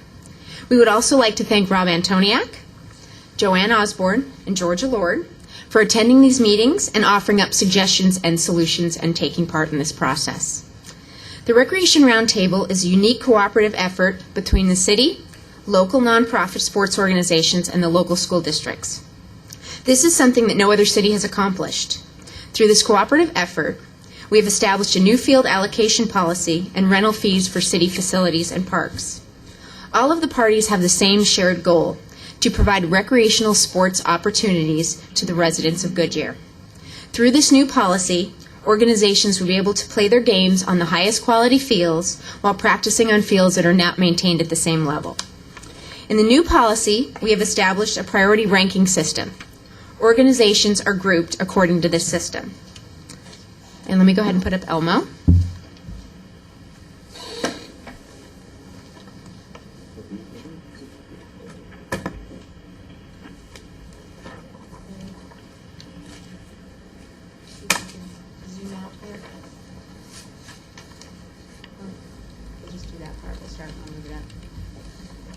The first priority is the City of Goodyear recreational programs and any school district activities. Priority 2 are nonprofit groups, youth sports organizations, or clubs that are designated as a cooperative organization and have a formal agreement or reciprocal agreement with the city and maintains an active membership in the Recreation Roundtable. We currently have reciprocal agreements with Goodyear Little League, Bannet Soccer, AYSO, Westside Soccer League, and we are talking to other organizations to set up similar agreements. Reciprocal agreements can vary as an in-kind maintenance on parks and fields, coaches and officials for recreation programs, or new programs that will start underneath city guidance. An active membership in the Recreation Roundtable is that the organizations attend at least 100% of all scheduled meetings. Priority 3 is a nonprofit group, youth sports organization, or club that maintains an active membership status in the Recreation Roundtable. Priority 4 is a nonprofit group, youth sports organization, or club with no relationship to the Recreation Roundtable. And lastly, Priority 5 is all other groups. Groups and organizations that fall within the first 2 priorities will not have any rental fee. Groups in Priority 3 will pay $10 an hour for a field and $20 an hour for a lit field. Priority 4 will pay $20 an hour for a field and $40 an hour for a lit field. And Priority 5 will pay $25 an hour for a field and $55 an hour for a lit field. These prices are in line with other city municipalities. The city's Recreation Division will serve as the master scheduler for the fields. Field allocation schedules will be online and posted in 4-month blocks.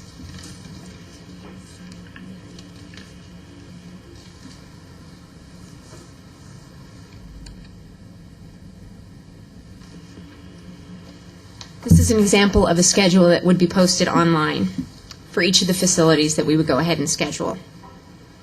The other component to the Recreation Roundtable is utilizing school districts and school fields as practice sites for the Recreation Roundtable members. Recreation Roundtable members were told that they would have an opportunity to volunteer at the New Spring Training Ballpark. Although they are volunteering, they do get paid for their services. They can in turn then donate the money to meet the city's needs and the needs of the school districts to go ahead and improve parks and recreation facilities. The next step in this process is to sit down with the school districts and revisit the IGAs that we currently have so that they are more advantageous to the city, the school districts, and the nonprofit sports organizations that serve Goodyear residents. This is a new and unique way for the city and nonprofit organizations to cooperate to meet everyone's needs. There are other cities now looking into similar policies that we have now brought to you as council. We are requesting that council adopt the field allocation policy and new fee structure. There are many organizations and youth that are eagerly awaiting the signal to begin this period of cooperation. So, if there's any questions or comments? Okay, thank you, Jennifer. Things are moving in the right direction here. Comments from the public? Okay, could I have a motion then to approve the field allocation policy and rental fees? So moved. Second. Motion from Councilmember Holland, a second from Vice Mayor Antoniak. Comments, questions? Just a great coordinated effort. I know I made the first couple of meetings, and then after that, they just seemed to conflict with every other thing that was going on in life. But it was nice to see the coordination come around, and I know Joanne and Georgia attended a lot of the meetings as well. But I think we're definitely getting to a better place than we were just 3 months ago, right? 4 months ago. Councilmember Antoniak, we started in January. Was our first meeting. Has it really been that long? Okay. Anyhow, 6 months ago. So.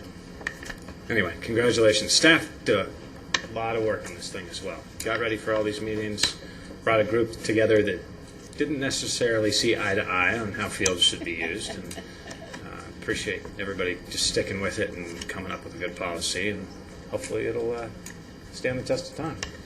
Thank you, Vice Mayor Antoniak. Well, I want to thank staff. I also want to thank the roundtable.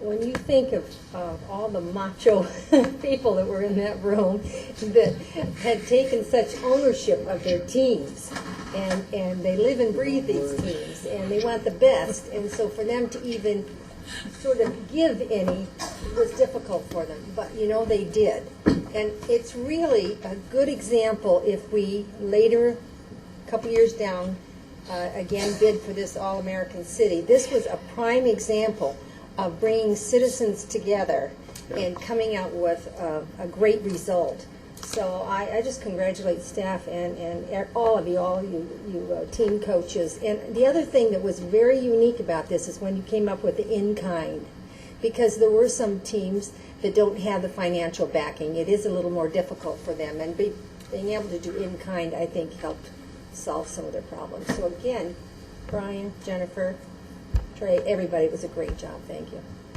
Thank you, Councilmember Lord.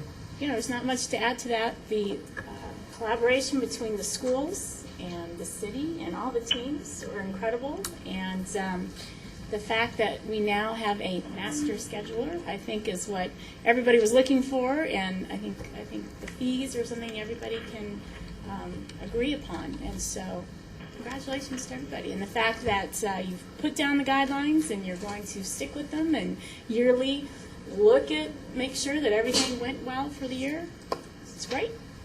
And the soccer moms didn't attack the Pop Warner guy. And Thank you. It was good. Thank you, Councilmember Osborne. Thank you. Okay, thank you. For the public, we had a very contentious environment about 6 months ago here. Absolutely. And I want to thank Vice Mayor Antoniak, Councilmember Lord, and Councilmember Osborne. You did participate in this, and you did make a difference. Brian and Jennifer, great work. And to those who represent the youngsters out there, and there's many of you, just a couple here today, we thank you for your dedication to your own children and others. You had a right to stick up for what you believed was right, and you did, and at the same time you collaborated and we came together. So it's another good one for Goodyear. I agree with you. Absolutely. And you know what? Sorry, Mayor. There was one other thing that was very interesting. We had sports out there that I didn't even know existed in Goodyear. That was lacrosse, and somebody came from the pickle group or something like that. There was different sports that Goodyear does offer quite a bit of things that I didn't realize were out there. So that was cool too. Thank you. Okay. All right. Now, Mayor, I too want to congratulate staff and everyone who worked on this and the council. Thank you, Councilmember Cavalier. I thought it was Lord speaking or something. I forgot he was there.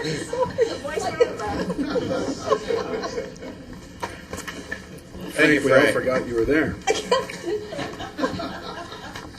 I'm still here. Okay, all those in favor of the motion signify by stating aye. Aye. Opposed? The ayes have it, 6-0. Thank you. Sorry. Had to be here. We'll now have a public hearing regarding the city's intention to adjust non-utility and utility development fees. No action will be taken this evening, but I will open the public hearing.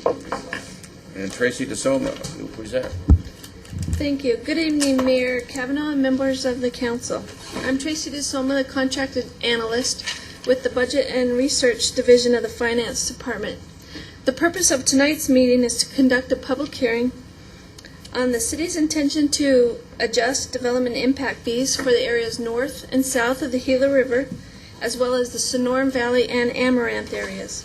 With council's permission tonight, we will do both public hearings simultaneously. I guess I should announce that then.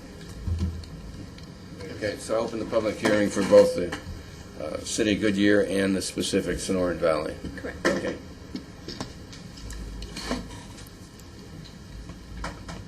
Okay.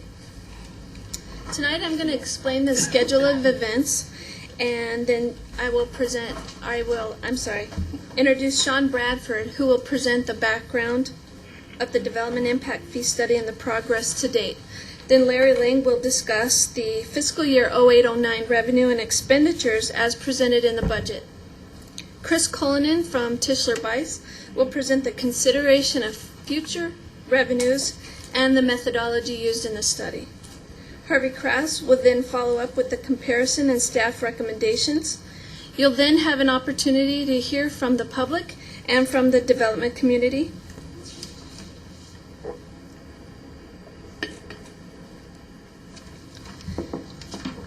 All right, the schedule of events to date.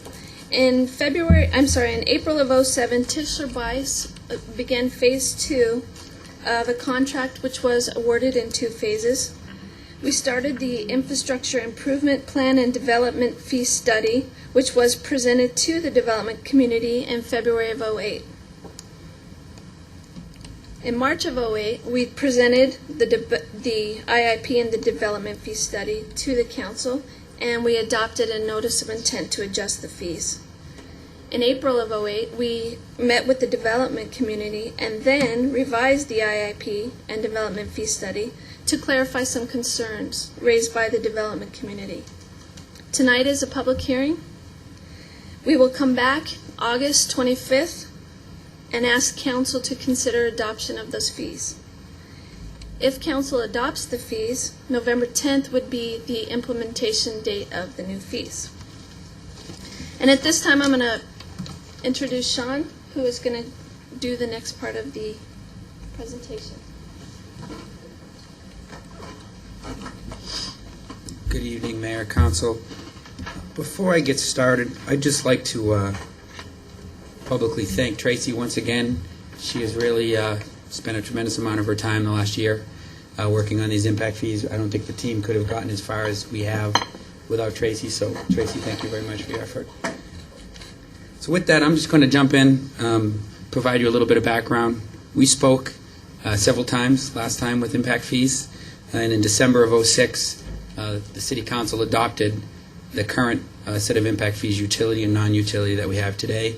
It was done in 4 phases. The adoption was phased in starting in April of 07, and there was a breakdown of cost and phasing over 4 9-month periods.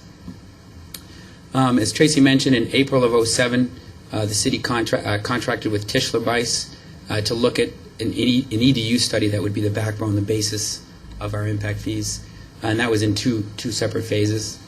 In June of 07, they completed phase 1 and started to work and started to implement phase 2, started their due diligence and their efforts on phase 2. And in September of 07, there was in-depth interviews with all of the departments. We looked at level of service, CIP, a lot of information gathering. back in December, it was very, very clear that the council set the expectation that we would engage the development community off early and often in this process. Staff believes that we've done that. That was very, very clear. That expectation and that direction provided by the City Council was clear in these first few phases here, and first few steps that we undertook was a direct result of that. As we started to get into the year 2008, we completed the staff report. There were various internal meetings held. The consultant presented the early findings to this council in March of 2008. And then in May, as Tracy mentioned, the report was modified.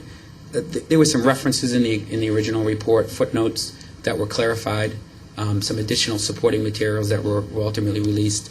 When we resubmitted the report in May of 2008, the report in all of its backup in footnoted materials totaled over 1,100 pages. So it was very, very thorough, a lot of due diligence on staff's part.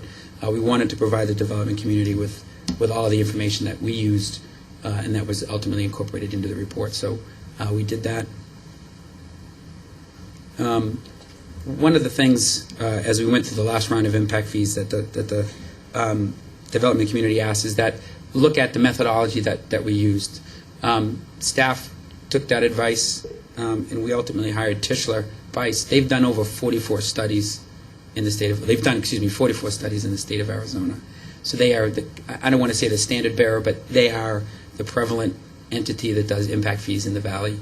Some of the communities, Avondale, Surprise, Glendale, have used them in the past. So again, we listened, the city council asked questions back in December of 2006, look at the methodology, we've done that. Again, the methodology that we've used in this report that you'll hear more about here in a few minutes is the same methodology that's been used in previous studies in the valley. So again, we wanted to incorporate that information into this report. As I mentioned, a very, very large effort was made on stakeholder participation. We really wanted to get the word out. We really wanted to engage everyone as early as we could in the process. There's a lot of due diligence, a lot of effort. When you think about 1,100 pages, that's a lot of information for staff. So we wanted to make sure that we did everything as thoroughly and as proactively as we could. We started having meetings with the development community as early as May of 2007, so over a year ago, engaged them as quickly as we could. As we compiled information, we wanted to get that information out amongst the departments, and then when we start to get get draft reports together, we wanted to engage those developers. So we've done that. We met in May of 2007. We met again in June of 2007 on EDUs, and then we came back in February. We presented the IIP, the Infrastructure Improvement Plan, and the development fee study to the development community in February of 2008. And then again, a follow-up meeting through Harvey's Department in Community Development in April of 2008. So staff believes that we've done everything we could, and as instructed by the City Council, to engage the developers. Just my last slide here on the progress that we've made to date. We revised that study, as I mentioned. We've put that back out, and we put that through the City Clerk's office May 19th. A copy of the report and all the source documentation, that 1,100 pages, was provided to the City Clerk's office May 19th. A few of the things that we clarified: level of service definitions. We wanted to look at the utility, non-utility side of level of service. They looked at support facilities, and Chris from Tischler Bice can get into more detail, but we looked at those things, again, focusing on the larger departments: water, fire, police, general government, in the space needs, in the square foot per customer, square foot per residential, non-residential. Those are all components that went into the level of service. So with that, I'm going to turn it over to Larry, and he'll speak a little bit further on revenues. Thank you. Thank you, Sean. As part of this discussion, I was asked to speak a little bit about the revenues, and I know you see a very familiar schedule up before you. That is the same schedule that you've seen several times as we've gone through the budget process. A couple items I want to point out in there that represents the total revenues that are included in the fiscal year 2008-2009 budget. The development impact fees, as far as the revenue total, represent 2% of the total, although they also include a portion of the fund balances. But one of the major issues you're going to hear about this evening is the sales tax, specifically the construction sales tax, and that is included as part of the taxes, fees, and charges for services that's shown as 22% of that budget there. For budget purposes, as we've gone through the process, we have included all of our general fund revenues as obviously as the funding of the general fund. But we have set a limit that the City Council has set by policy, that actually the policy adopted by the City Council a number of years ago limited the amount of revenues that could be spent for operating expenditures to all operating revenues plus 50% of the construction sales tax. As you know, over the past few years, we've tried to target that our cap in the annual expenditures or the operating expenditures is our general fund revenues less the construction sales tax amounts. And that's a budget planning tool that is used.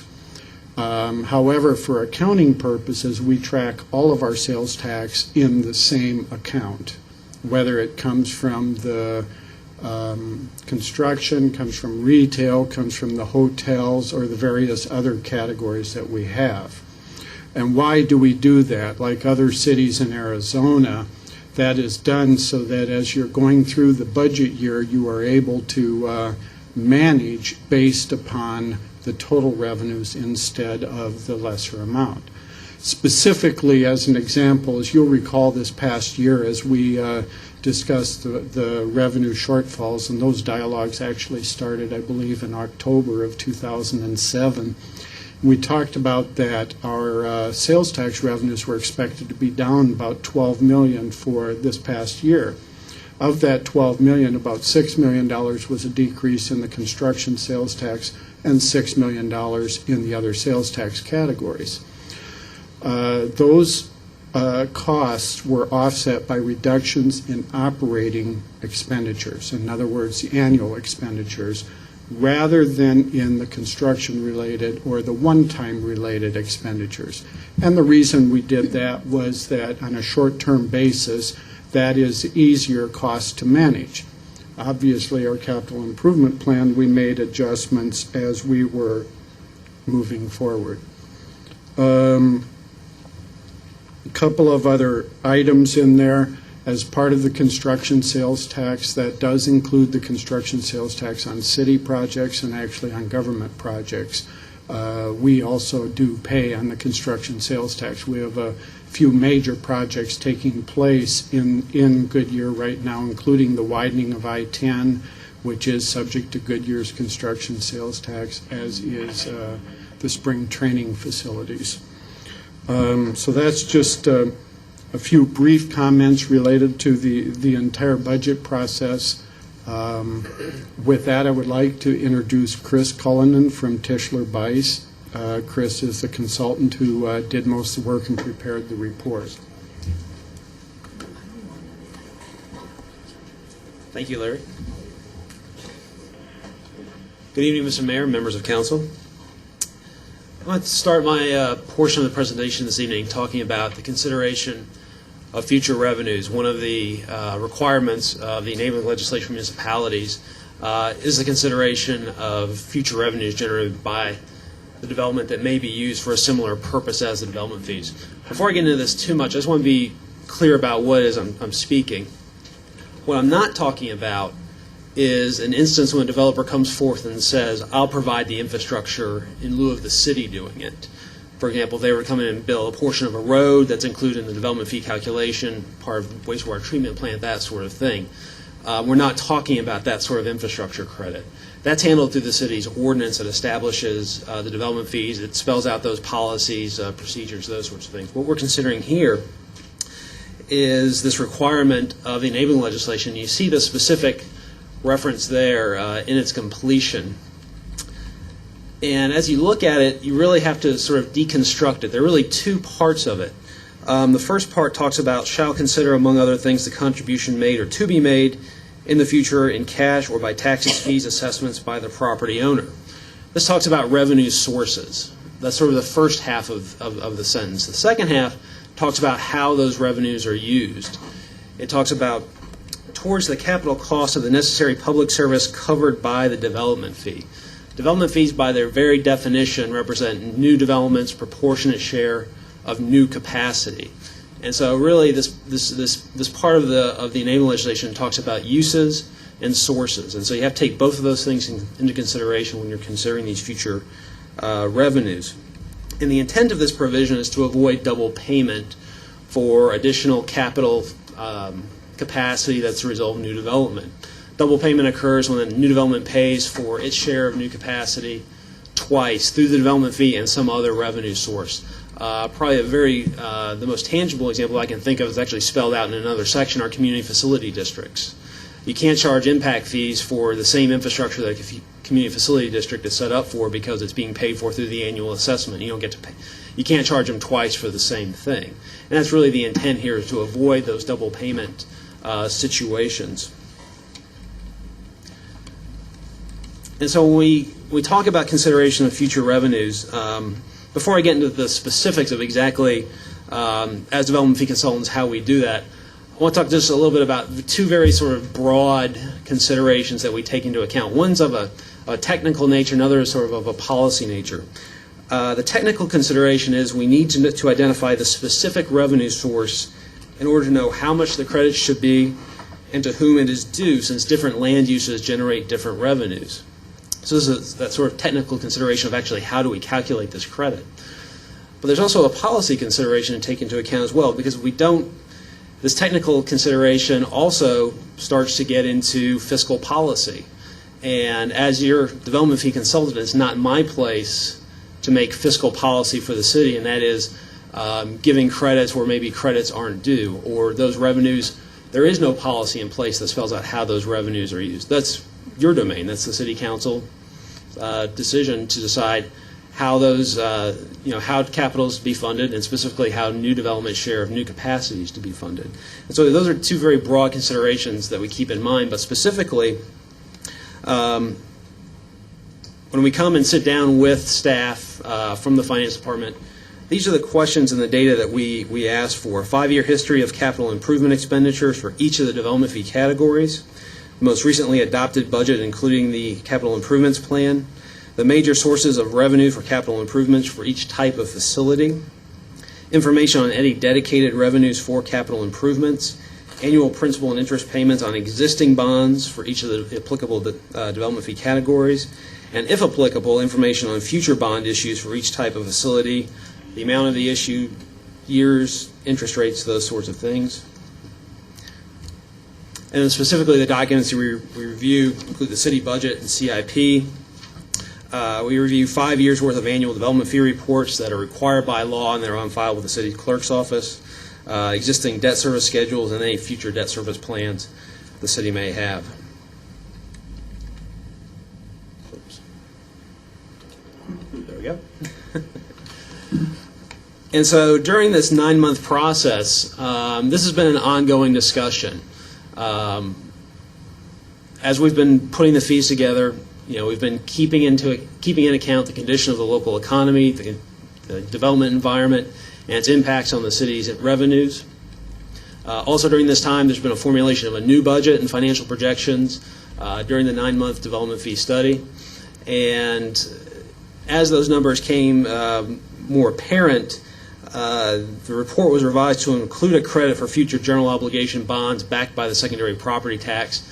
As it became evident, the city was going to need to issue those bonds or plan to issue those bonds for cash flow purposes for financing its CIP, as those development fee revenues did not appear to be sufficient, or the timing was such that it didn't meet the cash flow needs of the city. And so the report was revised to include those GO credits. At the heart of the development fee study is determining what is the best measure of the demand created by new development for additional infrastructure capacity. And there are 3 methodologies that we look at, and probably the easiest way to describe them are the past, the present, and the future. The past methodology is what we call the buy-in approach.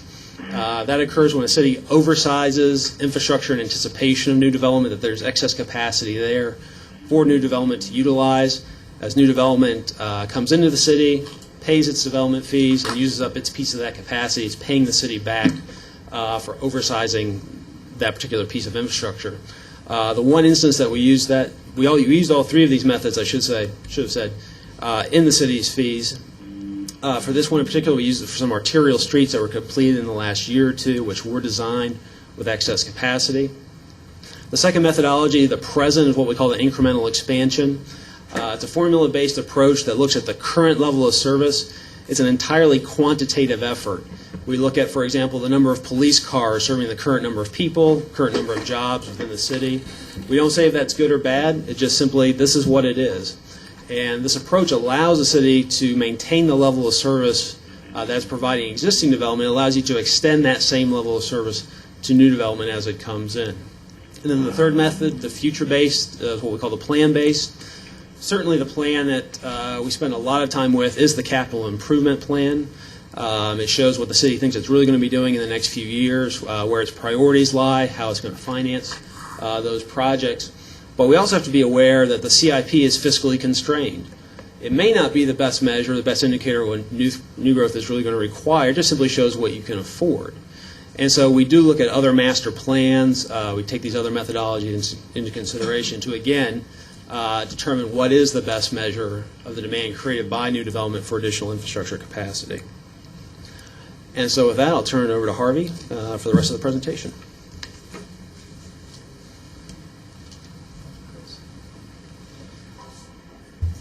Thank you, Mayor, Council. The city is proposing a zonal fee approach. 4 zones are being proposed, and I'll go over the description of each of those 4 zones. The first zone being Goodyear North, which represents all the area of Goodyear to the Gila River. And then Goodyear South represents from the Gila River to Patterson Road alignment. And then the fourth area would be the Sonoran Valley and Amaranth area. Let me go back. Far there. The Sonoran Valley area being the planning area that the city incorporated last year. Approximately 60% of that is public lands, BLM, or state land, approximately 40% being private lands. So we have a zonal fee approach with 4 zones. We have the area called Sonoran Valley, and then we have Amaranth, which is approximately 10,000 acres of privately owned land that's owned by Montage Holdings, who is the master developer of that 10,000 acres. And the remainder of the area would be the Sonoran Valley area. So the fee that is non-Montage owned would apply. It would be called Sonoran Valley. Those that are owned by Montage would be called Amaranth, which is the name of their development. The next series of slides are comparisons of our current and proposed development fees for single-family homes, warehouses, multifamily, retail, and manufacturing facilities. And I need to give you a little bit of an explanation of what the fees, what we're comparing here. This is for single-family we're looking at, and the first, the 16,433 represents a single-family home with a 3/4 inch meter in Goodyear service area. That means the area that would be between the Gila River and I-10. It would not be north of I-10, which is Lipsco's service area. So that, a single-family home in that area would not have utility fees and would be significantly lower. So for comparison purposes, we're using Goodyear service area. The 2 fees below that are Goodyear North proposed and Goodyear North South. Going back to the fully implemented, let me give you another clarification. The 16,433 represents full implementation of the development fees. As Sean mentioned earlier, in December 2006, Council adopted a phased-in approach to development fees. There are 4 phases. We've adopted or we implemented 2 of those phases. The utility fees have been implemented and the general government fee. So 2 other phases have not been implemented. If the council does not adopt the proposed fees, this would represent, the fully implemented fees would represent the completed phased-in fees. So that's what we're comparing to. So going back, Goodyear North and Goodyear South, the primary difference, there's a differential in all the comparisons. The difference is the Cotton Lane Bridge. The Cotton Lane Bridge is in the regional transportation fee, development fee, and for those individuals and properties that are south of the Gila River utilize the Cotton Lane Bridge more, and so that fee will be slightly higher, always Goodyear South versus Goodyear North. The second set, as I indicated, the Sonoran Valley is areas outside the Montage Holdings, considerably higher. The reason for that is Montage is subsidizing the infrastructure in their master plan community, and most of that subsidization is basically financing of the utility system, which is the lion's share, the differential between the Sonoran Valley and Amaranth. You'll also just wanted to note that if you notice the Goodyear proposed north 14,850, so is approximately 10% less than what the fully implemented fee would be. This is a comparison of the single-family homes, a single-family home with the proposed fees, not the current fees. And if you'll notice, Chandler, Avondale, and Scottsdale are the ones that are higher than the proposed fees in the existing community. For a 100,000 square foot warehouse, a 3-inch meter, there's a significant drop in the development fees, that the fully implemented fees versus the proposed fees. And the primary reason for that is methodology. In the previous study back in 2006, there was not a differential between industrial buildings. So a warehouse was treated just like a manufacturing facility, and that was a source of an objection from the development community.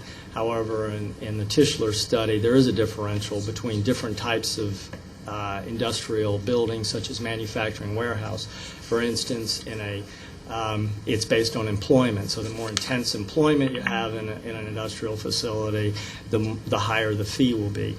So there's a considerable drop, a significant drop. You'll notice it's over 40% if you compare the Goodyear fully implemented north fee of $387,000 plus to $223,000 plus, so over 40%. And even in the Amaranth, if you look at the proposed Amaranth, is still over 30% lower. And here we compare where we are in terms of other communities. The communities we compared with, we are approximately 30% below the median of the other valley communities. Well, not only Valley, but Casa Grande was in there. So we're very competitive in terms of warehouse. Next comparison is multifamily.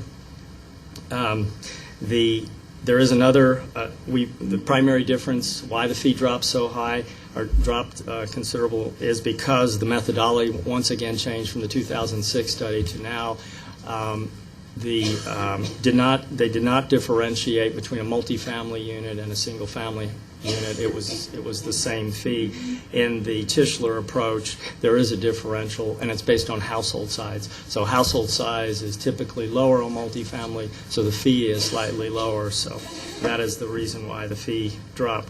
And in this case, the fee is also dropping considerably. It's over 20%, 23%. From the fully implemented fee to in the new study. This is based on a 300-unit multifamily to 6-inch meters, which is pretty typical. We are somewhat higher on the multifamily. Chandler is the only city in the valley, I guess, that's higher than us. I think it's interesting to point out that right now, just as a side note, we have over 1,000 units, multifamily units under construction right now in Goodyear, and also our office has other plans in the works for more multifamily. So I just contend that the fees have not had a chilling effect on our demand for multifamily in the community. Next comparison is retail. So we looked at a 10,000 square foot retail small business, 3-inch meter with landscape meter. Once again, we have a major drop, over 20% if you compare the fully implemented fee to this over 800,000 to 622,000 in Goodyear North. Comparing us on retail, we're still very competitive valley-wide and well below the median that we looked at. Moving on to a manufacturing facility, once again, it's considerably lower, over 40% lower in Goodyear North. Well below the median for a manufacturing facility, about 11% south of the Gila and about 14% north of the Gila. In summary, the recommendation, staff is planning to take an ordinance or a couple of ordinances to council at your August 25th meeting, proposing that the council adopt the proposed fee schedule as presented with effective date of November 10th. Also in the ordinance, and the study recommends that an automatic adjustment be included in the fee schedule. So this would be an annual automatic adjustment based upon a nationally recognized index, such as the engineering news record or another index. The requirement would be that we provide a 30-day notice to those that are impacted by the fee. There is no requirement that the council would be reviewing those fees. It would just be an automatic, basically an inflationary pass-through increase. And then a complete update would be warranted every other year if build-out projections change or the CIP changes substantially. So that concludes our presentations, and I guess we're available for questions also. This is a public hearing, and representative of the development community may wish to speak. Let me go to the public before we offer questions.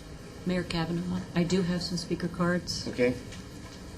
There are 4, 3 for item H and 1 for item I. The first one is Emily Ryan, representing Arizona Multi-Housing Association.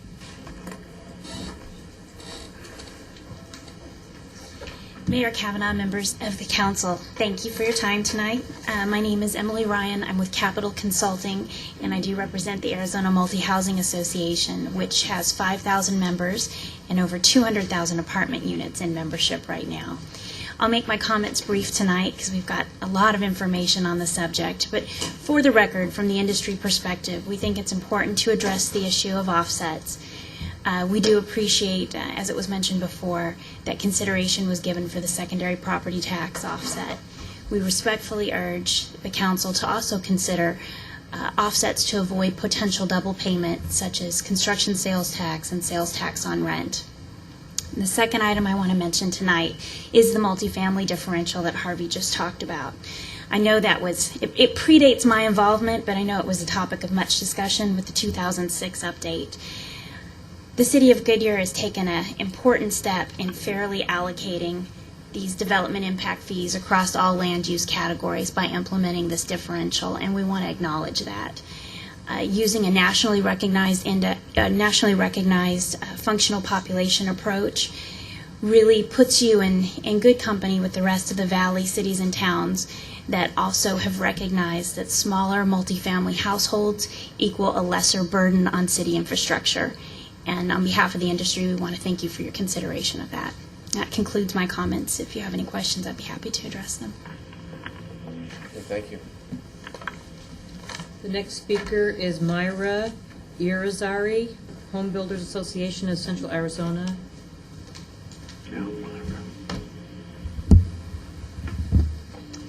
Good evening. I actually represent the Home Builders Association of Central Arizona, and I don't really have any formal comments to present this evening. We did write a letter, and we did receive a response. at the end of last week. So we're currently reviewing those responses. And at that time, I'd like to just update you, like I have been so far, with our comments at that point. But right now, that's where the association stands. The next speaker is Alyssa Lyons, Valley Partnership.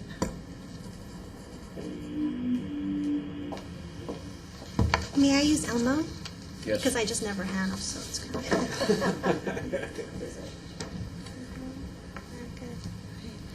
Mayor, members of council, my name is Elisa Lyons. I'm with Valley Partnership representing the commercial development industry. I think you'll agree there is nothing worse than talking about impact fees. So I'm going to try to lighten this up a little bit. I'm just going to speak very briefly. After 6 months of working with staff, we have one remaining issue to deal with, which I think is quite a feat on behalf of staff and on behalf of the industry. I think we have worked very well together. The city has recognized that as it grows, it needs to develop infrastructure to serve folks who are already here and folks who are going to be here in the future. Cities do it all the time. This is nothing unique to Goodyear in particular. So the city has to provide infrastructure to feed these folks. And in the future, it's going to be ordering, for illustration, what I'm calling our municipal pizza. There we go. All right. So we've got pepperoni on one side. This is for the folks who are already here. And cheese on the other for folks who are yet to come. And this pizza's got to get paid for. And when the bill comes, we've already agreed with staff and with the city that the cheese side is going to be paid for entirely with impact fees. Growth needs to pay for itself. In fact, if not for growth in the future, you would have gotten a much smaller pizza. You would not have needed to build the added infrastructure at all. But what about the pepperoni side? New development has paid its portion of the bill. If the city uses other revenues created by growth, for example, construction sales tax, to pay for the pepperoni side, that's fine. You're well within your right to do that. But what that means is we're paying once with impact fees and a little bit more of the bill on the other side. And the law requires that we get paid back for that difference. Right now, the city has told us over and over again that because the construction sales tax goes into the general fund, it's too hard to figure out from then on. Now, I've read the law many times, and I'm not aware of a too hard clause that would exempt the city from doing that. And so what we're hoping is that the city will make changes, this minor change to this study, to ensure that we're only paying for our side. We're more than willing to pay for our side of the pizza, but we are not willing to pay for more than our share. And I'd like to meet with any of you who'd like to talk to me about this at all, but that's our position at this point. All the other issues that we've addressed in the past 6 months are taken care of. We're in full support of the actual CIP items, as well as the study that Chris has done. We think he's done a good job. That's it. I would have bought real pizza, but I thought it would hurt the gift clause, so I thought. There's some cold cheese pizza in the back of the room if you want it. Thank you. Thank you. The last speaker card I have is for Tim Keenan.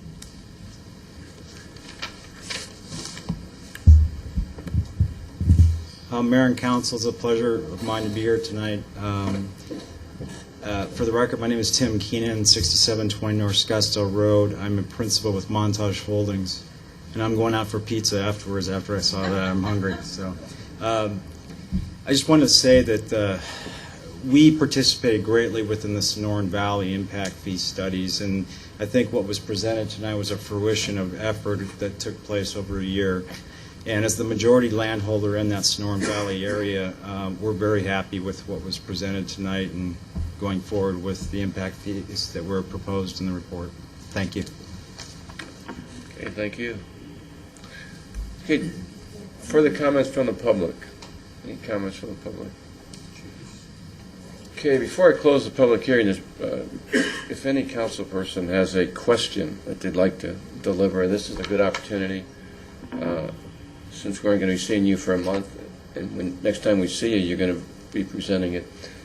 Just any questions on the data that was provided to clarify in your minds? I have one, and that is on CFDs in Estrella and in Amaranth and in the Rainbow Valley area. How were those calculated in this study? Particularly concerned about the 26,000. Did we do $3, $5, or what? Talking about the tax rate on the CFD. Mm-hmm.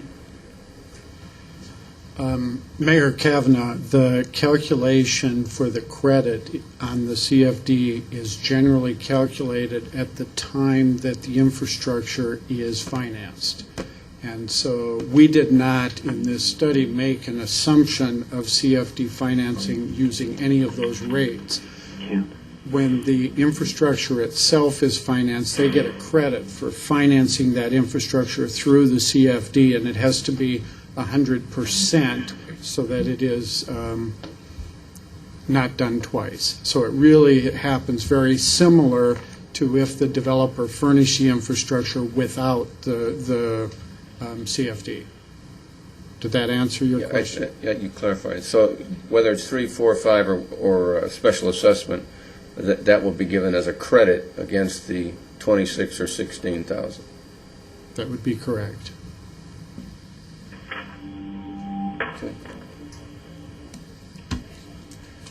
Okay. Close the public hearing on both City of Goodyear in total and in the Sonora Valley. Correct? Okay.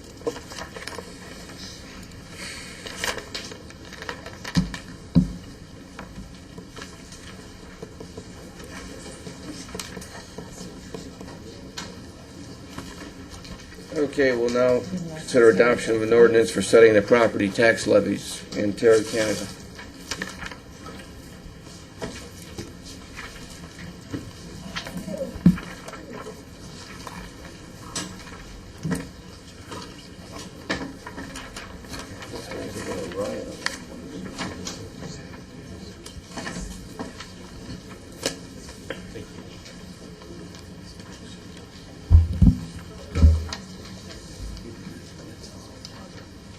Second, please.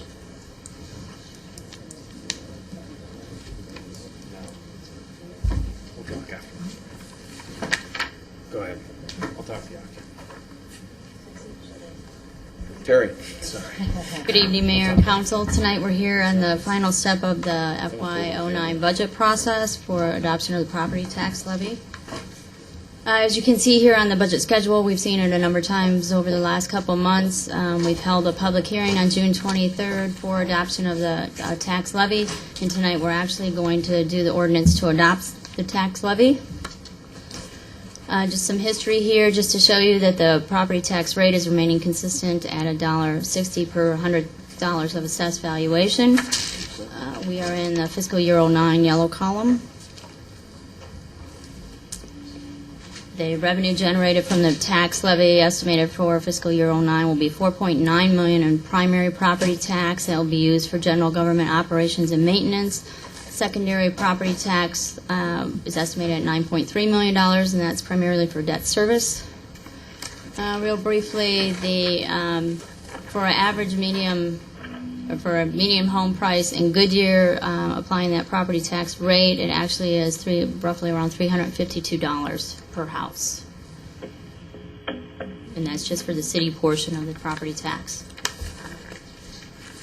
And with that, I'll entertain any questions you may have on the property tax levy. Okay, comments from the public? Okay, seeing none, ask the clerk to read the ordinance by title only. Adopt ordinance 08-1121, levying upon the assessed valuation of the property within the city of Goodyear, subject to primary and secondary taxation, a certain sum upon each $100 of valuation sufficient to raise the amounts estimated to be required in the annual budget for the purpose of paying for various expenses, to raise the amount estimated to be received from other sources of revenues, providing funds for various bond redemptions for the purpose of paying principal and interest upon bonded indebtedness, all for the fiscal year ending the 30th day of June 2009. Okay, can I have a motion to approve the ordinance, please? Mr. Mayor, I move that we adopt the ordinance 08-1121 as read by the clerk. Second. Motion from Vice Mayor Antoniak and a second from Councilmember Holland. Open for discussion. Roll call vote. Councilmember Cavalier. Aye. Councilmember Lord. Aye. Councilmember Holland. Aye. Councilmember Osborne. Aye. Vice Mayor Antoniak. Aye. Mayor Kavanaugh. Aye. Passes 5-0. Okay, opportunity now for... 6-0, excuse me. 6-0. Thank you. Any comments on current events by council? Oh, I have one. I attended the education brainstorming session that took place on last Wednesday, and it was really an interesting experience where we got the colleges together and they actually were talking about the next steps. So I found that to be just very informative. And the other thing was, I always like to mention that I took a tour of the Water Resources campus, and this time I took the tour of the wastewater side. I try to alternate between wastewater and the water resources side. So lots of interesting things happening out there, Sean, and I really appreciate Charles McDowell giving me an excellent tour. And I don't care if it did rain and everything I had on was just full of mud by the time I got through. I felt it was a valuable experience. So thank you. Councilmember I Osborne. attended the Governor's Conference on Tourism in Tucson a couple days last week, and look forward to sharing some information that I gathered, including our Arizona Centennial, some information on that, and it was good. So, thank you. I just would like to propose something. I don't know if you got the email about canyon trails and graffiti and how they're going to set up a reward system for people that will turn in people they see that are performing their artwork on their walls. And you know, we keep fooling around with this, and it keeps getting worse and worse. And is there anything we as a city, for our city areas that we are responsible for, could set up some kind of incentive program to have people rat on people, essentially? There's no other way to put it, but it's just getting out of hand. And I know these individuals are very proud of their artwork, but I'm not sure they really understand the cost. The cost to their parents, if it's younger people, and for those people that know better and old enough, what it's costing us as a city. And not only on cost, but aggravation. And the number of emails we get on graffiti is unbelievable. So can we look into something like that? We sure can. I mean, I said to the mayor, I'm ready to put those night goggles on and go out and spend my nights out there trying to find these people. I'm so irritated with them. So anyway, I'll throw that out to you. If you wear your shirt that says Lord, Oh, I might really do it. Okay, then we'll consider that an action item for you. Okay? You want to talk about historical buildings?